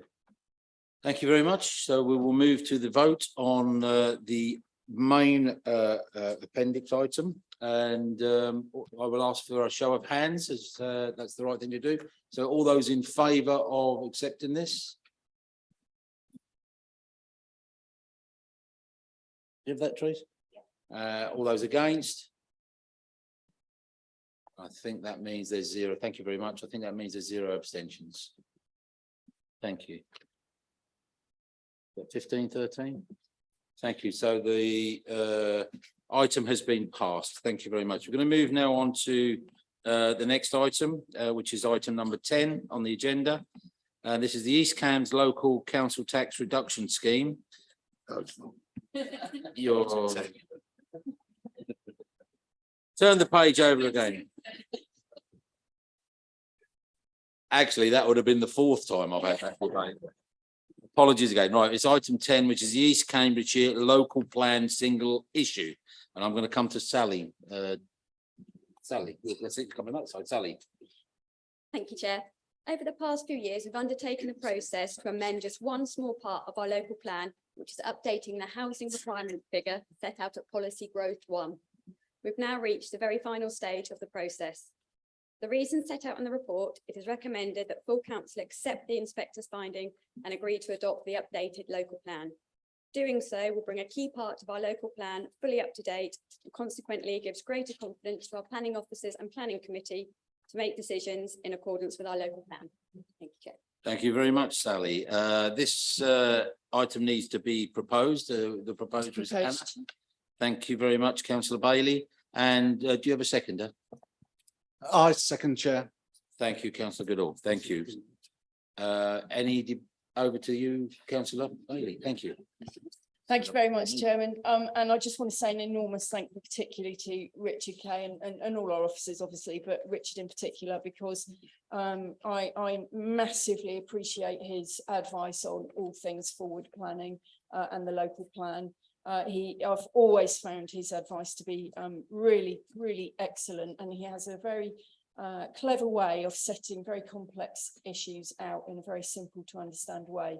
And this is a complex issue. And it seems like many moons ago when we first launched into this single issue review, and here we are today. And yet again, thanks to Richard, it turns out to have been very sound advice and the right things to do. And we're being asked, the main thrust of what we're being asked to do is to adopt the single issue review amendments to the East Cambridgeshire Local Plan 2015, which will become known as East Cambridgeshire Local Plan 2015 as amended 2023, I think. But just in doing so, I picked out some interesting points that I read in the inspector's report, which I just wanted to briefly just talk about. The inspector says in his report on page 7 that he's also had regard to whether provision should be made for more homes to deliver, to take more homes in the district in terms of our housing numbers in order to deliver additional affordable housing. And he does set out there that the evidence suggests that there would have to be a very significant uplift in housing provision for the identified affordable housing need to be met in full. And he also says, however, such an uplift would lead to provision in excess of the total identified housing need for the district, which would obviously have implications and knock-on effects for neighbouring areas. So he basically says that the evidence simply doesn't persuade him that requiring the provision of more housing overall would in any case lead to a greater provision of affordable housing. So, affordable housing is always a difficult subject because we have the spectre of viability assessments always before us. But it is pleasing to note in the Ely North seminar we had the other day that we are securing 40% affordable housing figure in the next phase of Ely North. The inspector also acknowledges on page 10 that the council has set out in the submitted plan document that we will be undertaking a comprehensive update of the local plan once clarity is available in respect to the forthcoming Planning Act. That is something that we've long talked about, despite calls from our Liberal Democrat colleagues for wanting to embark on it immediately. We've had sound advice that it is the right thing to wait until we know what sort of local plan we have to produce. He says they're commencing a comprehensive review ahead of such changes. The council has said could lead to considerable resource expenditure and the potential of such a plan not being completed. And the inspector has basically said that, the council is being very clear that we intend to do just that and sort of accepted that. He also says at paragraph 39 that he doesn't consider that where some representatives in the process suggested that he should modify the plan to be the subject of an immediate review, but the inspector has supported the council's position where he says he doesn't consider that such change would be necessary for soundness, or that it would be effective or justified, given that the council's recently undertaken a review of its local plan and found it to be up to date in all other respects. So you know, and that there's been no significant change in national policy relating to the matters covered by Policy Growth 1. So supportive of the council's position there as well. So obviously there are some main modifications set out by the inspector, which, you know, we have to support if we want to pass this, which I'm very happy to do so. And some minor textual changes, which we leave to the two officers to deal with, and they just have to publish those. Basically the inspector is therefore finding the amended version sound, and he says it's been positively prepared, it's clear, justified and consistent with national policy and will be effective, which is a good endorsement. Thank you, councillor Bailey. Did you reserve your right to speak on this? So you're happy to speak now? You've got nothing to add. Okay, is there anybody else that wants to go? Councillor Dupre. Thank you, Chair. This council's local plan is now 8.5 years old. If it were a human being, it would be in junior school by now. We in this group have consistently argued that this council should have embarked on a more significant update of the plan a long time ago. The current plan has failed to protect residents from inappropriate development in several locations across the district, and it's now hopelessly out of date in the face of the threat of climate change. The review agreed by the ruling group 3 years ago is a very limited exercise, and the recommendations before us this evening, following the completion of that exercise, are very much a matter of take it or leave it, and officers are recommending that we take it rather than leave it. The introduction of a standard national method to determine a local housing need gives a housing requirement of 5,398 for the 9 years 2022 to 2031. Added to the approximately 3,600 dwellings achieved in the 11 years 2011 to 2022, this will mean a total figure of around 9,000 dwellings for the 20 years of the planning period 2011 to 2031. In order to meet that need, the rate of house building completions in East Cambridgeshire will need to increase very significantly indeed, from an average 419 a year over the past 20 years to 600 a year for the next 9. As the planning inspector observes, there is under delivery of 2,688 dwellings in the plan period to date against the adopted housing requirement. Despite the council identifying a potential housing land supply, untested in this examination, of 7,371 dwellings to 2031, the delivery of the housing requirement in full for the plan period as a whole, including the under provision, would require a significant increase in the annual delivery of dwellings from historic levels and over a prolonged period. There is no convincing evidence that seeking to provide for housing over the minimum level of identified need is a realistic proposition, nor that it could reasonably be delivered.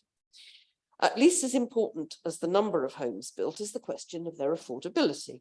The situation facing residents in East Cambridgeshire is stark. The inspector says the evidence suggests that there would have to be a significant uplift in housing provision for the identified affordable housing need to be met in full. However, such an uplift would lead to provision in excess of the total identified housing need for the district, with unknown implications for neighbouring areas. Additionally, it's not been demonstrated that the delivery of such a level of housing provision would be realistic. Consequently, the evidence simply does not persuade me that requiring the provision of more housing overall would lead to a greater provision of affordable housing. As the cost of living crisis continues to squeeze thousands of local households, the news this evening, therefore, is that East Cambridgeshire residents should prepare for an increase of around 50% in the rate of house building, which will fail to meet the needs of our area for affordable homes. That is a challenge this council collectively needs to face up to in the remaining years of this plan. Thank you, councillor Dupre. Councillor Kane. Thank you, Chair. I also would like to thank Richard Kay. I think he's done a remarkable good job within the constraints that the administration set him. I think it's extremely complacent to pat themselves on the back for not updating the local plan. There have been inspectors at appeals who have commented on the fact that this is so out of date. And that has weakened the council's case and the protection we can give against development on inappropriate sites. Indeed, there's an inquiry going on at the moment where the discussion of this took some time at the beginning of the inquiry so that the inspector could properly understand what progress was being made by East Cambs. So yes, it does a sticking plaster job because we haven't got a proper up-to-date local plan. But the thing I really want to pick up on is the affordable housing. Housing is ludicrously expensive here at the moment. That's great for those of us who have a house and we see our asset going up and up in value, but it's absolutely appalling for young people who are trying to find a home. And the inspector has said that this will not give us the affordable housing that we need. So we heard earlier about the administration being very keen to work across party, work with all people. So please, can we properly work across party on our revised local plan so that it really does find ways to deliver the affordable housing that the people in our district are absolutely crying out for. Thank you, Councillor Kane. With no further speakers, as we can see, go back to Councillor Bailey to sum up. Yeah, thank you. I do just want to address some of those points. Local plans, Councillor Dupre said, well, this is very much a take it or leave it situation. Local plans at this stage are always a take it or leave it. You're not allowed to, you literally have to take it or leave it. You accept it with the main modifications or you don't. And as Councillor Dupre well knows, we pulled out of a previous local plan update for the very reason that the inspector was scrapping sound policies that were already in the existing local plan, which was bizarre. We're embarking on a new environment chapter, and we're looking forward to that work. Councillor Dupre talked about her concern about delivering on housing numbers.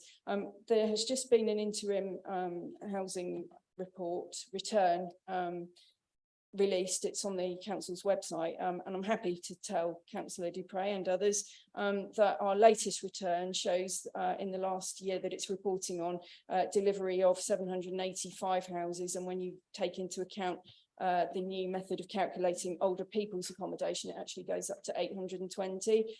That represents 2% growth, and I'm reliably told that that is absolutely an unheard of level anywhere ever in any district, and that if you compared it to national, even hitting national housing targets, that national housing targets are only trying to achieve a 1% growth, so 2% growth is very significant, and we've been nearly hitting 2% for 2 years. The members opposite talk about affordable homes, and yet we brought forward 100k homes, our policy. They voted against it. We brought forward community land trust sites. They voted against them. They've tried to undermine our community land trust policy, which delivers truly affordable housing reserved for local working people at every end and turn that they possibly could. We brought forward affordable housing on the MOD, ex-MOD housing site in Ely. They voted against it. So the efforts of our colleagues to support this council's efforts to deliver different ways of delivering affordable housing, because traditional methods are not where we would like them to be through no fault of our own. They voted against it every single time. The members opposite would be in no different position arguing viability with developers than the administration finds itself in. We always engage experts to negotiate and argue our case around viability on every single development where we need to. And, you know, the Liberal Democrats will be absolutely no different in that if they were running the council. No one is patting ourselves on the back for not embarking on a new local plan. It is literally a pragmatic response to not embarking on a new local plan until we know what we are expected to do. And we know that you know, we're hoping that that is likely to be autumn of next year. So this time next year, it would be lunacy to start embarking on a local plan before we know what the parameters are. It would just be wasted time and money. However, we are starting on the very important environmental chapter, as everybody knows. I want to give assurance. There seem to be some large concerns about housing land supply issues and whether we might lose control of our development envelopes. This council currently can demonstrate a 7+ year housing land supply. That will always be under challenge by developers. There is always a developer around the corner looking to challenge that position and make arguments about it. Of course there is. That is just the case in every single local planning authority in the country. But this amendment, this update of our local plan further secures our position, so you should support it. And of course, affordable housing is always going to be a trade-off. If we want lots of shiny, lovely environmental measures in our new local plan, and we're going to be working hard on that chapter, it is going to have to be paid for somewhere. And there is always a trade-off around Section 1. You know, we want proper infrastructure. Ideally, we want infrastructure first, and we want affordable housing, but we also want, you know, environmentally friendly, sustainable homes. So it is always a balancing act. And, you know, as a council, we face that like all councils do. So please support this tonight and let's adopt this and secure this excellent piece of work that's been done for us by Richard Kay. Thank you, Councillor Bailey. Thank you for the debate, everybody. So we have the East Cambridgeshire Local Plan Single Issue Review for adoption. I'm not going to read out all the recommendations. You can find them at section 2.1 A, B and C. So we will have a show of hands, please. We'll take them all en bloc. So those that are in favour of adoption. My goodness, is that unanimous? Thank you very much. That's a unanimous acceptance. Thank you. Yeah, do you want to do that or do you want to come for a couple of minutes? No, I'm not, but thank you for bringing it to my attention. What I was going to suggest, would members like a 5-minute comfort break before we get into this, because I believe there is some more debate and there has been an amendment come through. Yeah, Chair, I think we might need more than a 5-minute comfort break, to be fair, and I'm appalled to see the timing of this amendment being delivered at 17:48, 12 minutes before the start of this meeting. If the Liberal Democrats want us to take their amendments seriously, they need to be better. What standing order is this speech being made? No. So, Yeah, that's fine. Are you happy to? I think we would, so can we resume back here at, yes, can we resume back here at 1:45? Okay, thank you very much. Okay, streaming, thank you.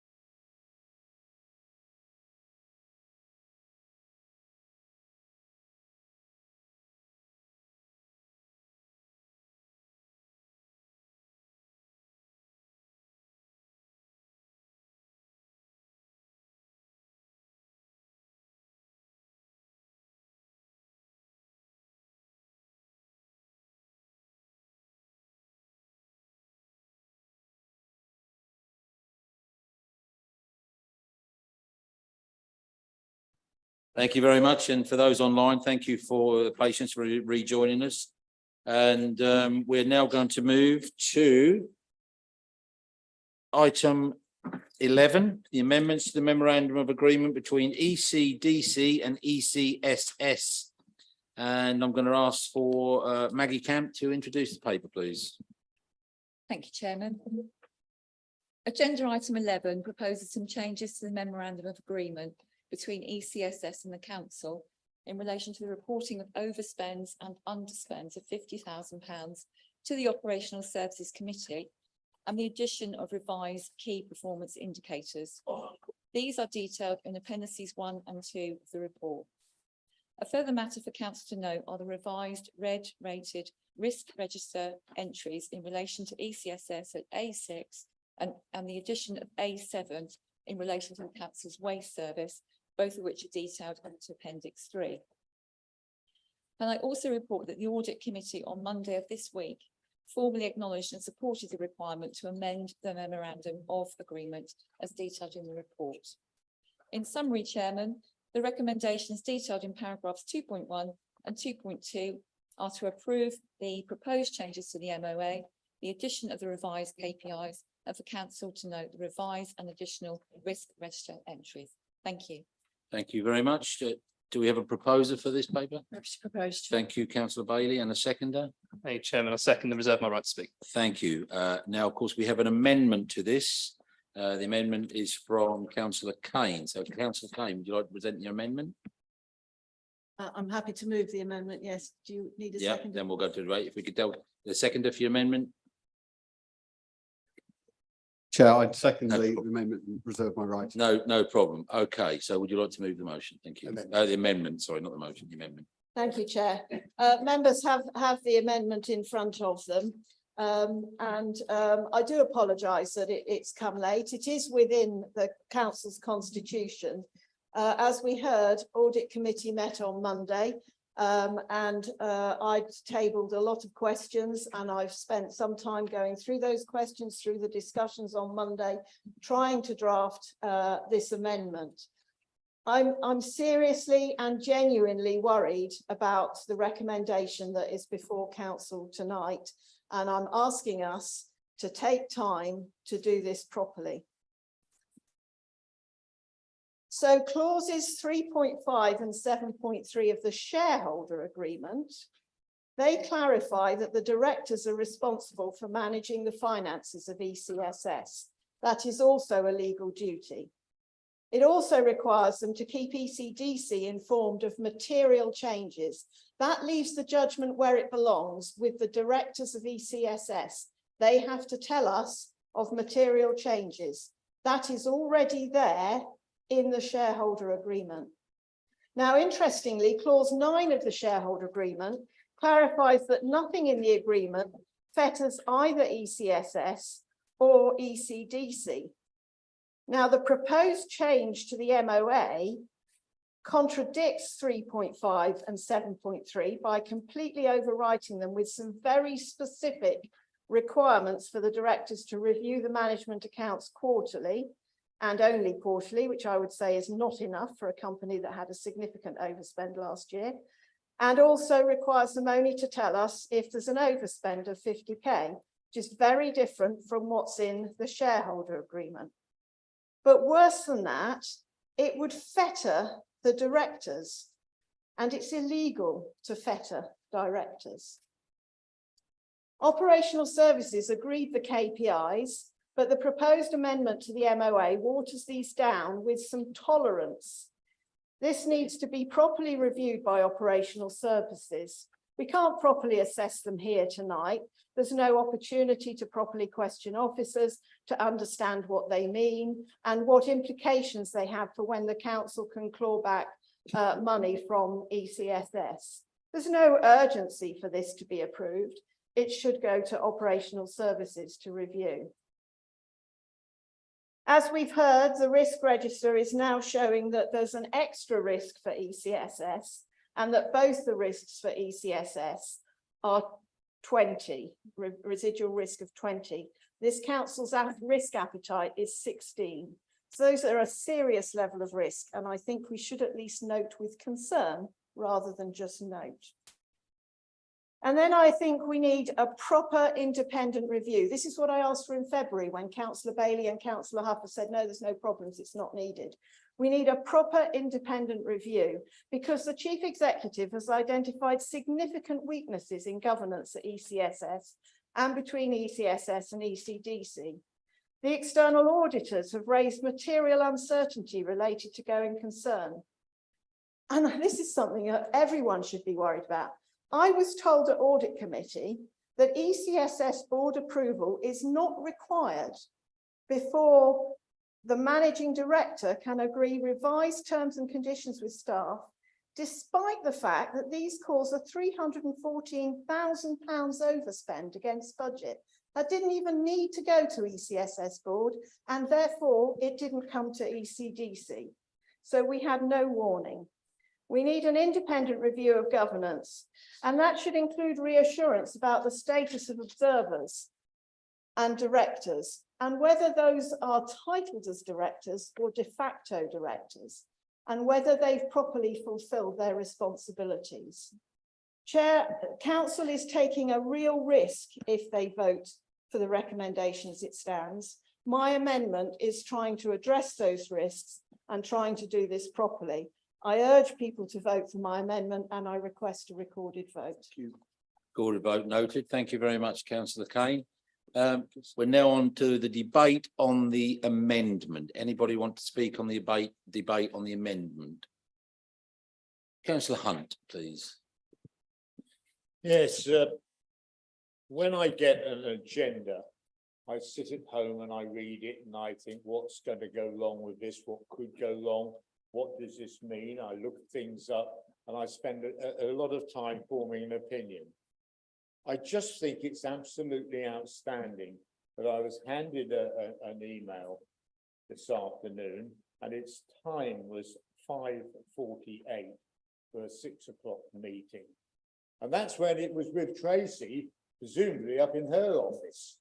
So by the time it got here, we were supposed to perhaps consider this in 3 minutes. It's unreasonable and it's actually just plain rude.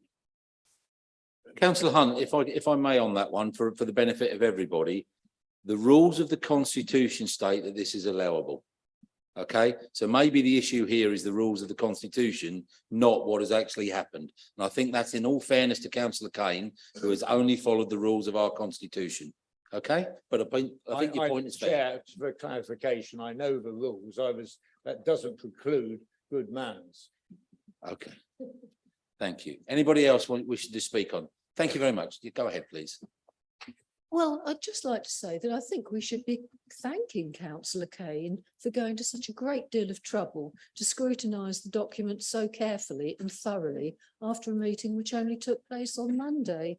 Thank you, Chair. Thank you, Councillor Colbert. Thank you. Anybody else wishing to speak? Then we've got the seconder and then, yeah. So we're going to come to the seconder then. Councillor Inskip, it's over to you, sir. Thank you, Chair. So as has been said, this amendment arises from scrutinising the reports that were sent out with the council summons. So Councillor Kane and colleagues here scrutinised the reports, looked at what was being proposed, and had some very serious concerns. That is precisely why we are putting forward this amendment now for debate, and why we think it's so crucial that it's approved.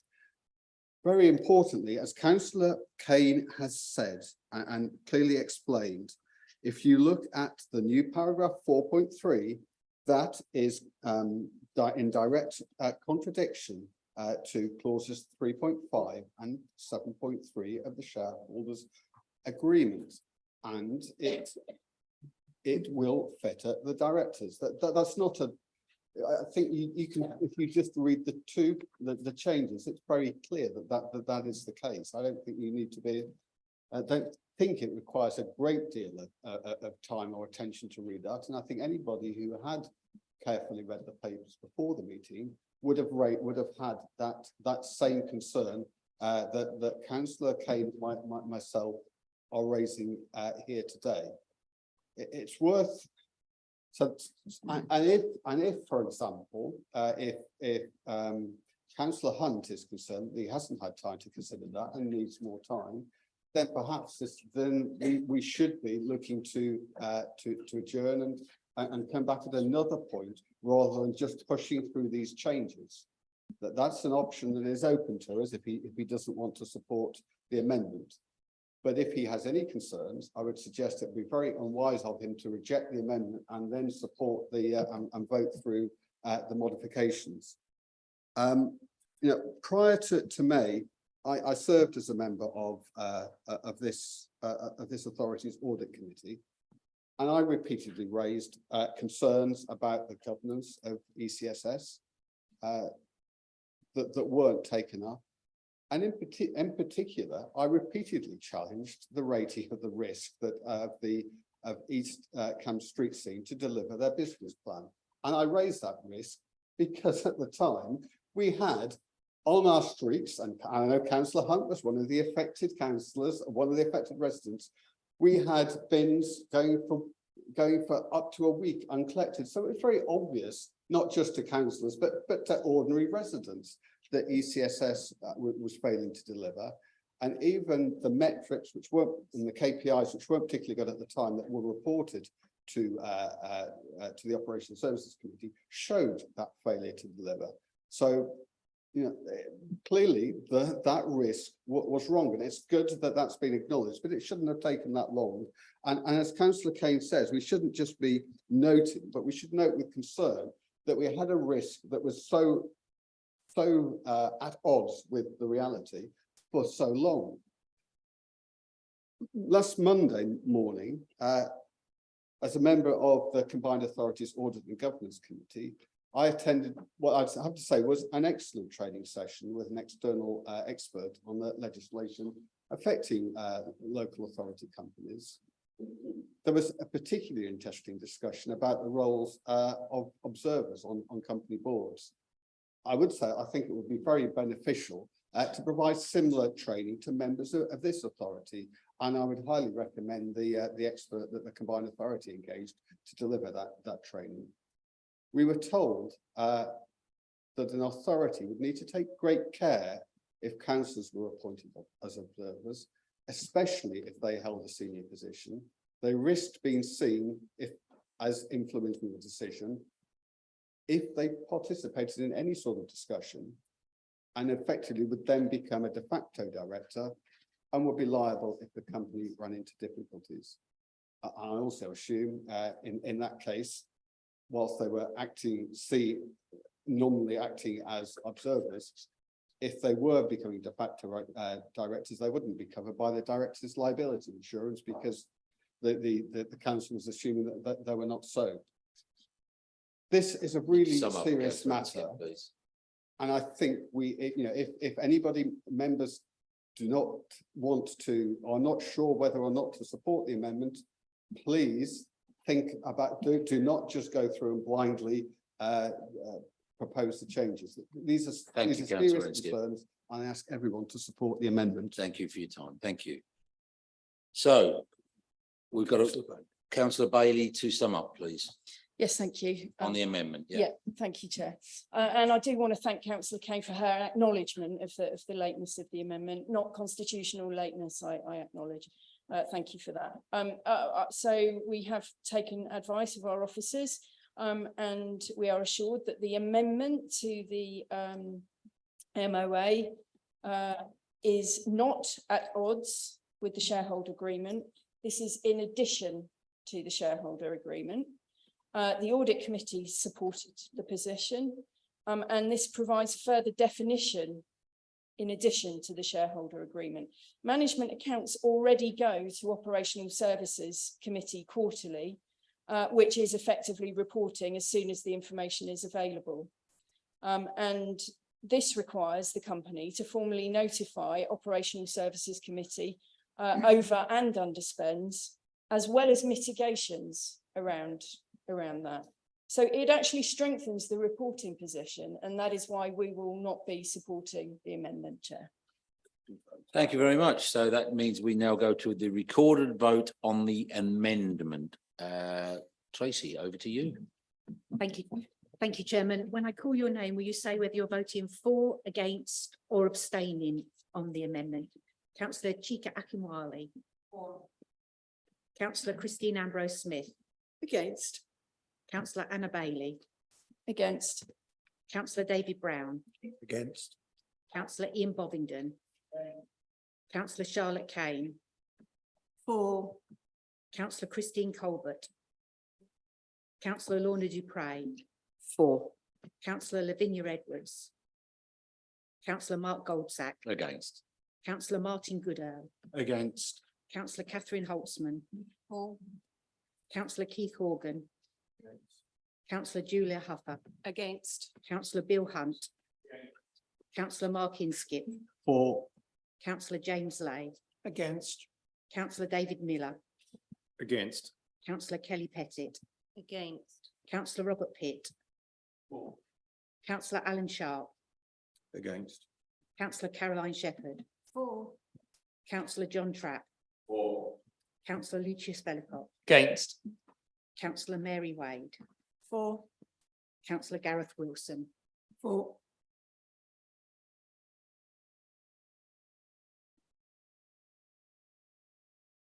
That's right. So the amendment is lost by 11 votes in favour to 15 against with no abstentions. Thank you very much. So with the amendment lost, we now move back to the proposer of the original item, which is Councillor Bailey. Thank you, Chairman, and I want to thank the Audit Committee for its review of this item and its its agreement to it. It supported the position, and I want to thank particularly the Chief Executive for his extensive review of the position and careful thought about that, and for answering a barrage of questions on the subject at the Audit Committee. We have never shied away on this side of the chamber from the fact that we have problems with the waste and recycling service. For the first time since it came in-house, it was running a gold standard service until we carried out the round reconfiguration, and that was followed by a national shortage of HGV drivers and very, very serious staff sickness issues, which collided to provide an imperfect storm essentially. And of course, we apologise to residents at that time. I'm not aware that there were issues going on in May of this year, as one of the members has just said. But frankly, I won't take any lectures. Point of clarification, Chair. Point of personal explanation. Yes. Okay. thank Yes. you. I'll allow that. Thank So you. I was referring to the time when I was on the Audit Committee and so that was prior to May. So that was for, the risk has only just been changed. This was probably 2 years ago. So it's an acknowledgement that you weren't discussing matters confirmed in May this year. Okay, thank you. Thank you. Councillor. Apologies for my misunderstanding. Frankly, I will not take any lectures from the Liberal Democrats on the management of ECSS. There's a very simple question there. What would the Liberal Democrats have done when the company literally didn't have enough money to put fuel in the vehicles because of unprecedented inflation? If we'd adopted the Liberal Democrat proposal at that time to loan East Cam Street Scene up to £500,000, East Cam Street Scene would have immediately been plunged into financial crisis with no ability to service the debt or repay the capital. The Liberal Democrats have a fundamental misunderstanding of the relationship, unfortunately, between East Cam's District Council and East Cam Street Scene. The company would have been unable to pay that month's wages and it would have gone into administration. There would have been no waste service operating at all had we adopted the Liberal Democrat approach. And the Lib Dems have shown time and time again their fundamental misunderstanding of the structure. The interests of East Cam Street Scene and ECDC are one and the same. They are absolutely aligned. And of course, we have to get the governance right. And I welcome this governance clarification. The Liberal Democrats have voted against the interests of the waste and recycling service to our residents at every opportunity they've had. They voted against the recommendations of the Chief Executive's review. They voted against giving the money to East Cam Street Scene that it needed to implement pay rises and to pay for the increased costs of fuel and vehicle maintenance.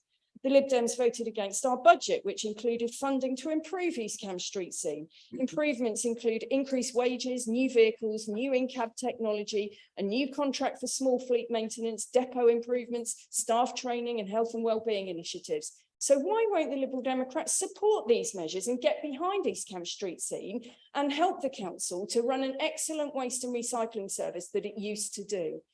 They say they want improvements, and yet they vote against every single and all such efforts to make improvements.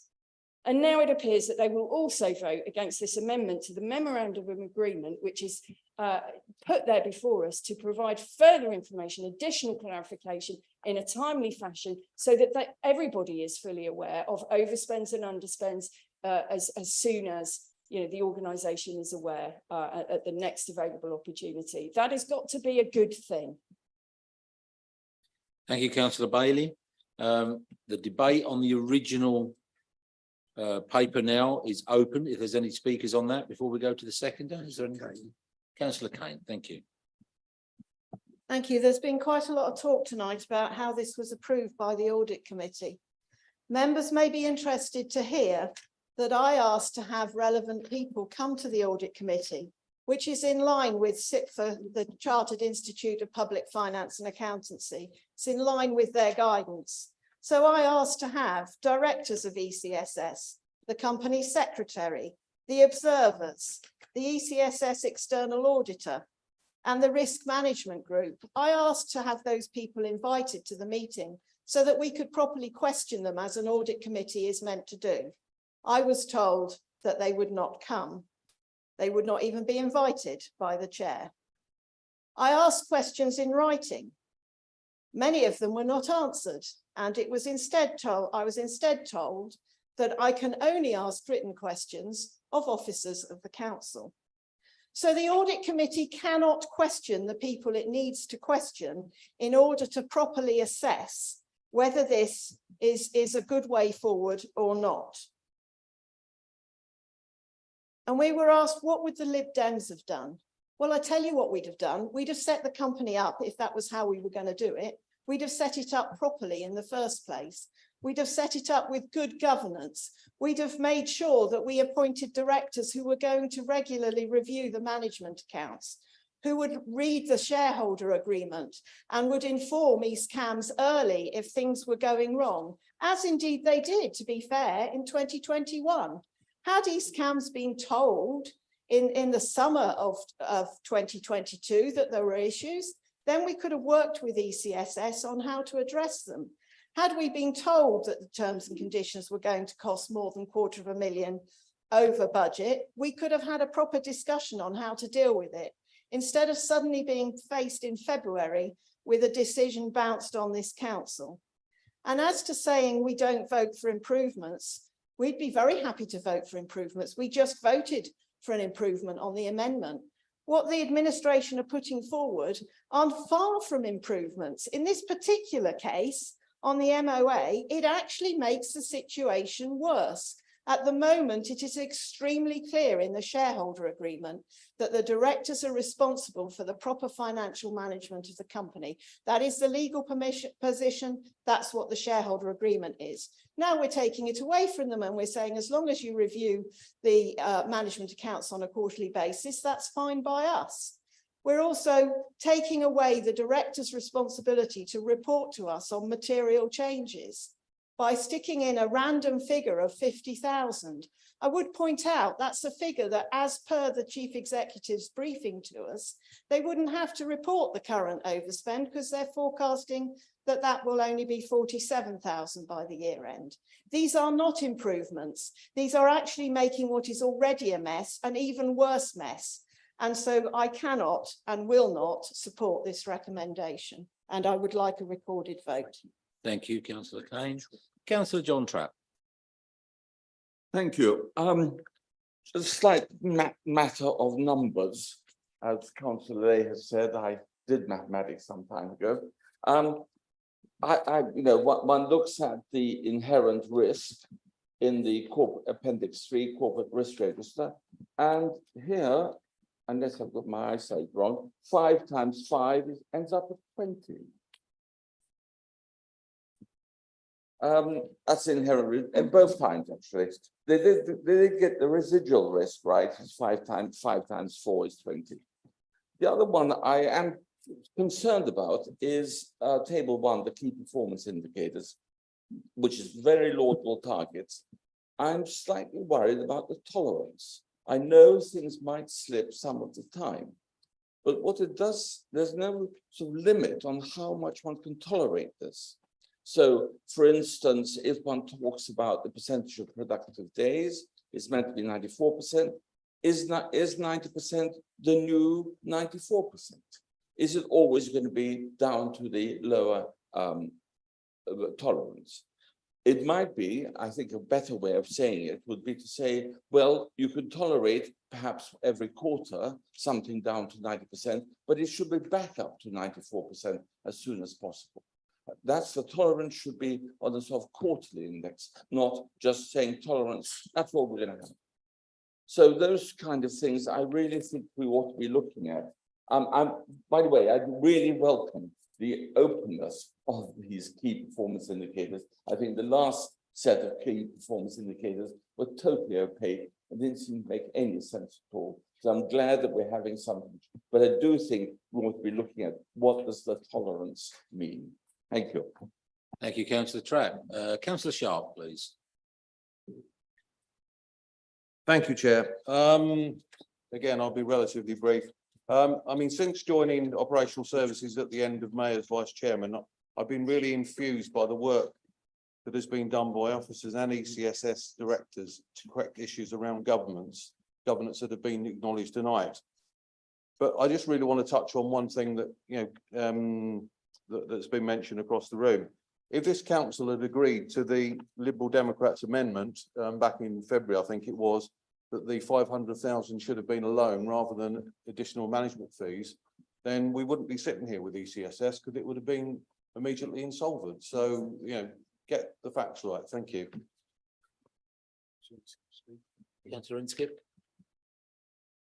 Thank you, Chair. I'd just like to pick up just on what Councillor Sharp has said, and he said he's been impressed by the as a member of Operational Services Committee since May. I've been on that committee now for 4.5 years. He says he's been impressed by the governance changes that the directors have made since May. There weren't any governance changes until we had the report that I think arrived in our inboxes on the 29th of September this year, and that report.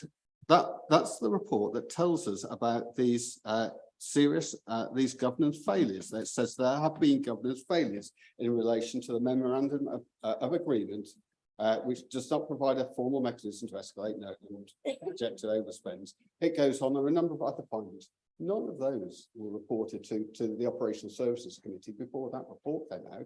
I don't know which meetings Councillor Sharp has been in, but it certainly isn't those. It isn't operational services where those issues have been come up. He did serve as a member, I know, at the same time as me on the audit committee, and he did hear my concerns, but he was one of those who at the time rejected those concerns when we repeatedly raised concerns about governance. So I really can't understand the contribution he's just made. Thank you, Councillor Inskip. Any other speakers on this, please? Okay, I'm just going to say something very quickly myself on this, not on the subject, but we often get a little bit of discourse and it becomes a little bit political. Can I just remind all members, please, that your comments are through the chair, not across the floor to an individual or anything. They should all be through the chair. And I thank you for that. And I think that may help us on both sides of the party, on both sides of the floor, move forward in future. So thank you for that. Okay, can we come to the seconder of the paper, please, which is Councillor Vellacott. Thank you very much, Chairman. I'm pleased that changes have been put forward to bolster the effectiveness of our waste service. And we are, of course, the only customer of East Cam Street Scene, and it exists solely for the delivery of our waste and street cleaning services. It is an indication of good governance to improve our memorandum of agreement accordingly. I know that some members at Monday's audit committee, which we say asked questions, which boiled down to one thing. There is a need to mitigate some corporate risk. And this report sets out pretty much exactly what we need to do. And any amendment to that is to overlook the officer's expertise and presume a role which as members, we do not take, especially when the amendment's proposed at the 11th hour, so we haven't had a chance to consider it. The key performance indicators in this report are a wide range of measures which Operational Services Committee will review each quarter, and our officers will also monitor this. We can always go to officers and raise our concerns or ask questions in a private forum should we wish to understand more of the detail. But they are the ones who run this authority on the day-to-day and know what needs to be done. Their recommendations are logical, proportionate, and easy to understand. So I look forward to continuing on Ops Services to review this relationship going forward. I have absolutely no reservations in voting to approve these amendments to Memorandum of Agreement, which is a form of good governance we all on this council should take. Thank you.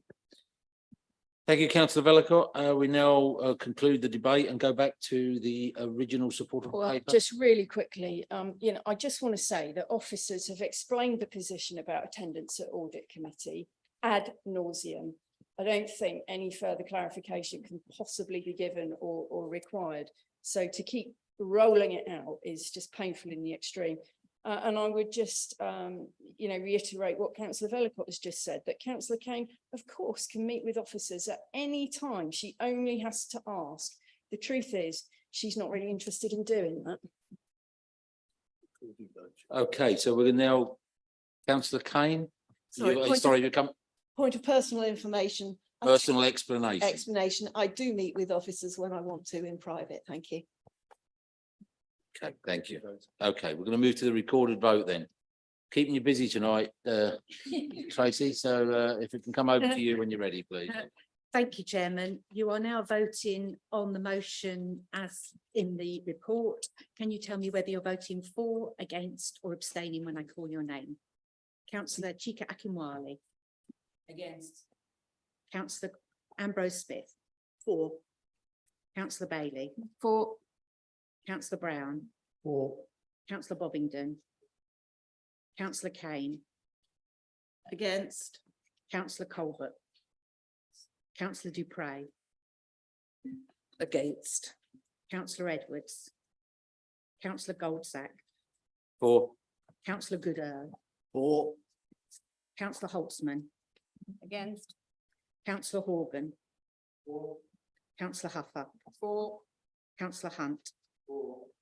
Councillor Inskip. Against. Councillor Lay. For. Councillor Miller. For. Councillor Pettit. For. Councillor Pitt. Yes. Councillor Sharp. For. Councillor Shepherd. Against. Councillor Trapp. Yes. Councillor Vellacott. For. Councillor Wade. Against. Councillor Wilson. Yes.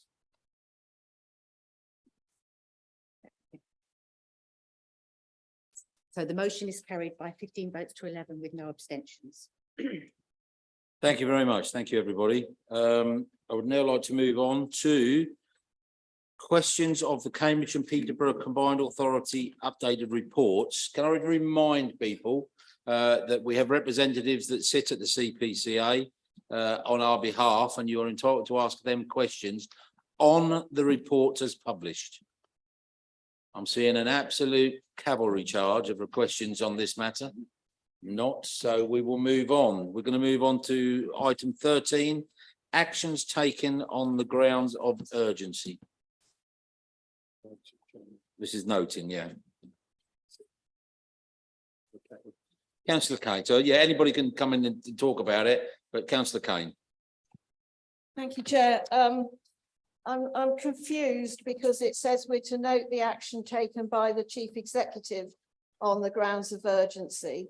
I believe the action that's being referred to was actually taken by the Director of Operations. I'm not suggesting they don't have the right to take an action in urgency, they do, but I'm just saying we ought to note which officer took the action on grounds of urgency. I'd also like to question the basis of the grounds of urgency.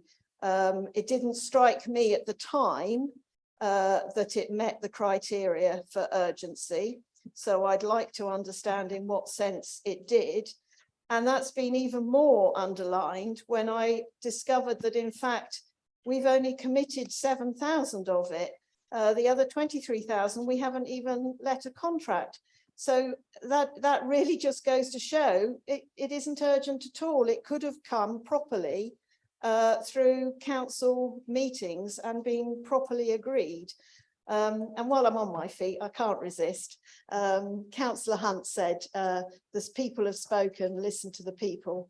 My recollection of the consultation on the Meeple crematorium was that the people didn't want it. Thank you. Thank you for your points, councillor Kane. Anybody else like to speak on the matter? Councillor Bailey. Yeah, since Councillor Kane has made reference to it, you know, Councillor Kane's recollection is not quite as full as it perhaps might be.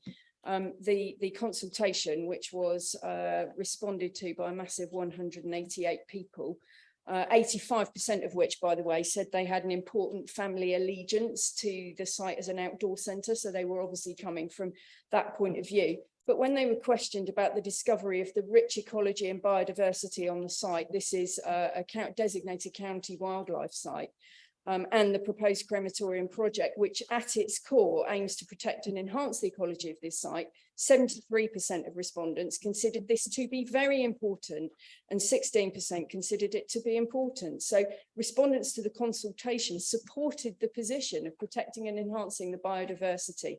Running an outdoor centre on that site is not a viable option and is, as Councillor Kane knows well, because it was her own organisation that she used to work for that provided the advice around the recreational opportunities that were able to take place whilst respecting the wildlife and nationally important species that exist on that site. So, you know, these proposals are for a superb, high quality, environmentally friendly facility that will give local people new choice at a time of need in their lives in a beautiful, tranquil setting. And it will be a facility, if we can make it work, to be proud of, and it will support the council's frontline services. And as to, you know, grounds of urgency, I absolutely supported that when I was consulted by the chief executive, who signs off memos on grounds of urgency, I believe, because, you know, building costs are going up all the time. We needed this specialist VAT advice, as well as some other matters, to finalise the business case. It's been a long project. We want to see it come to fruition, and we hope, you know, with a positive end.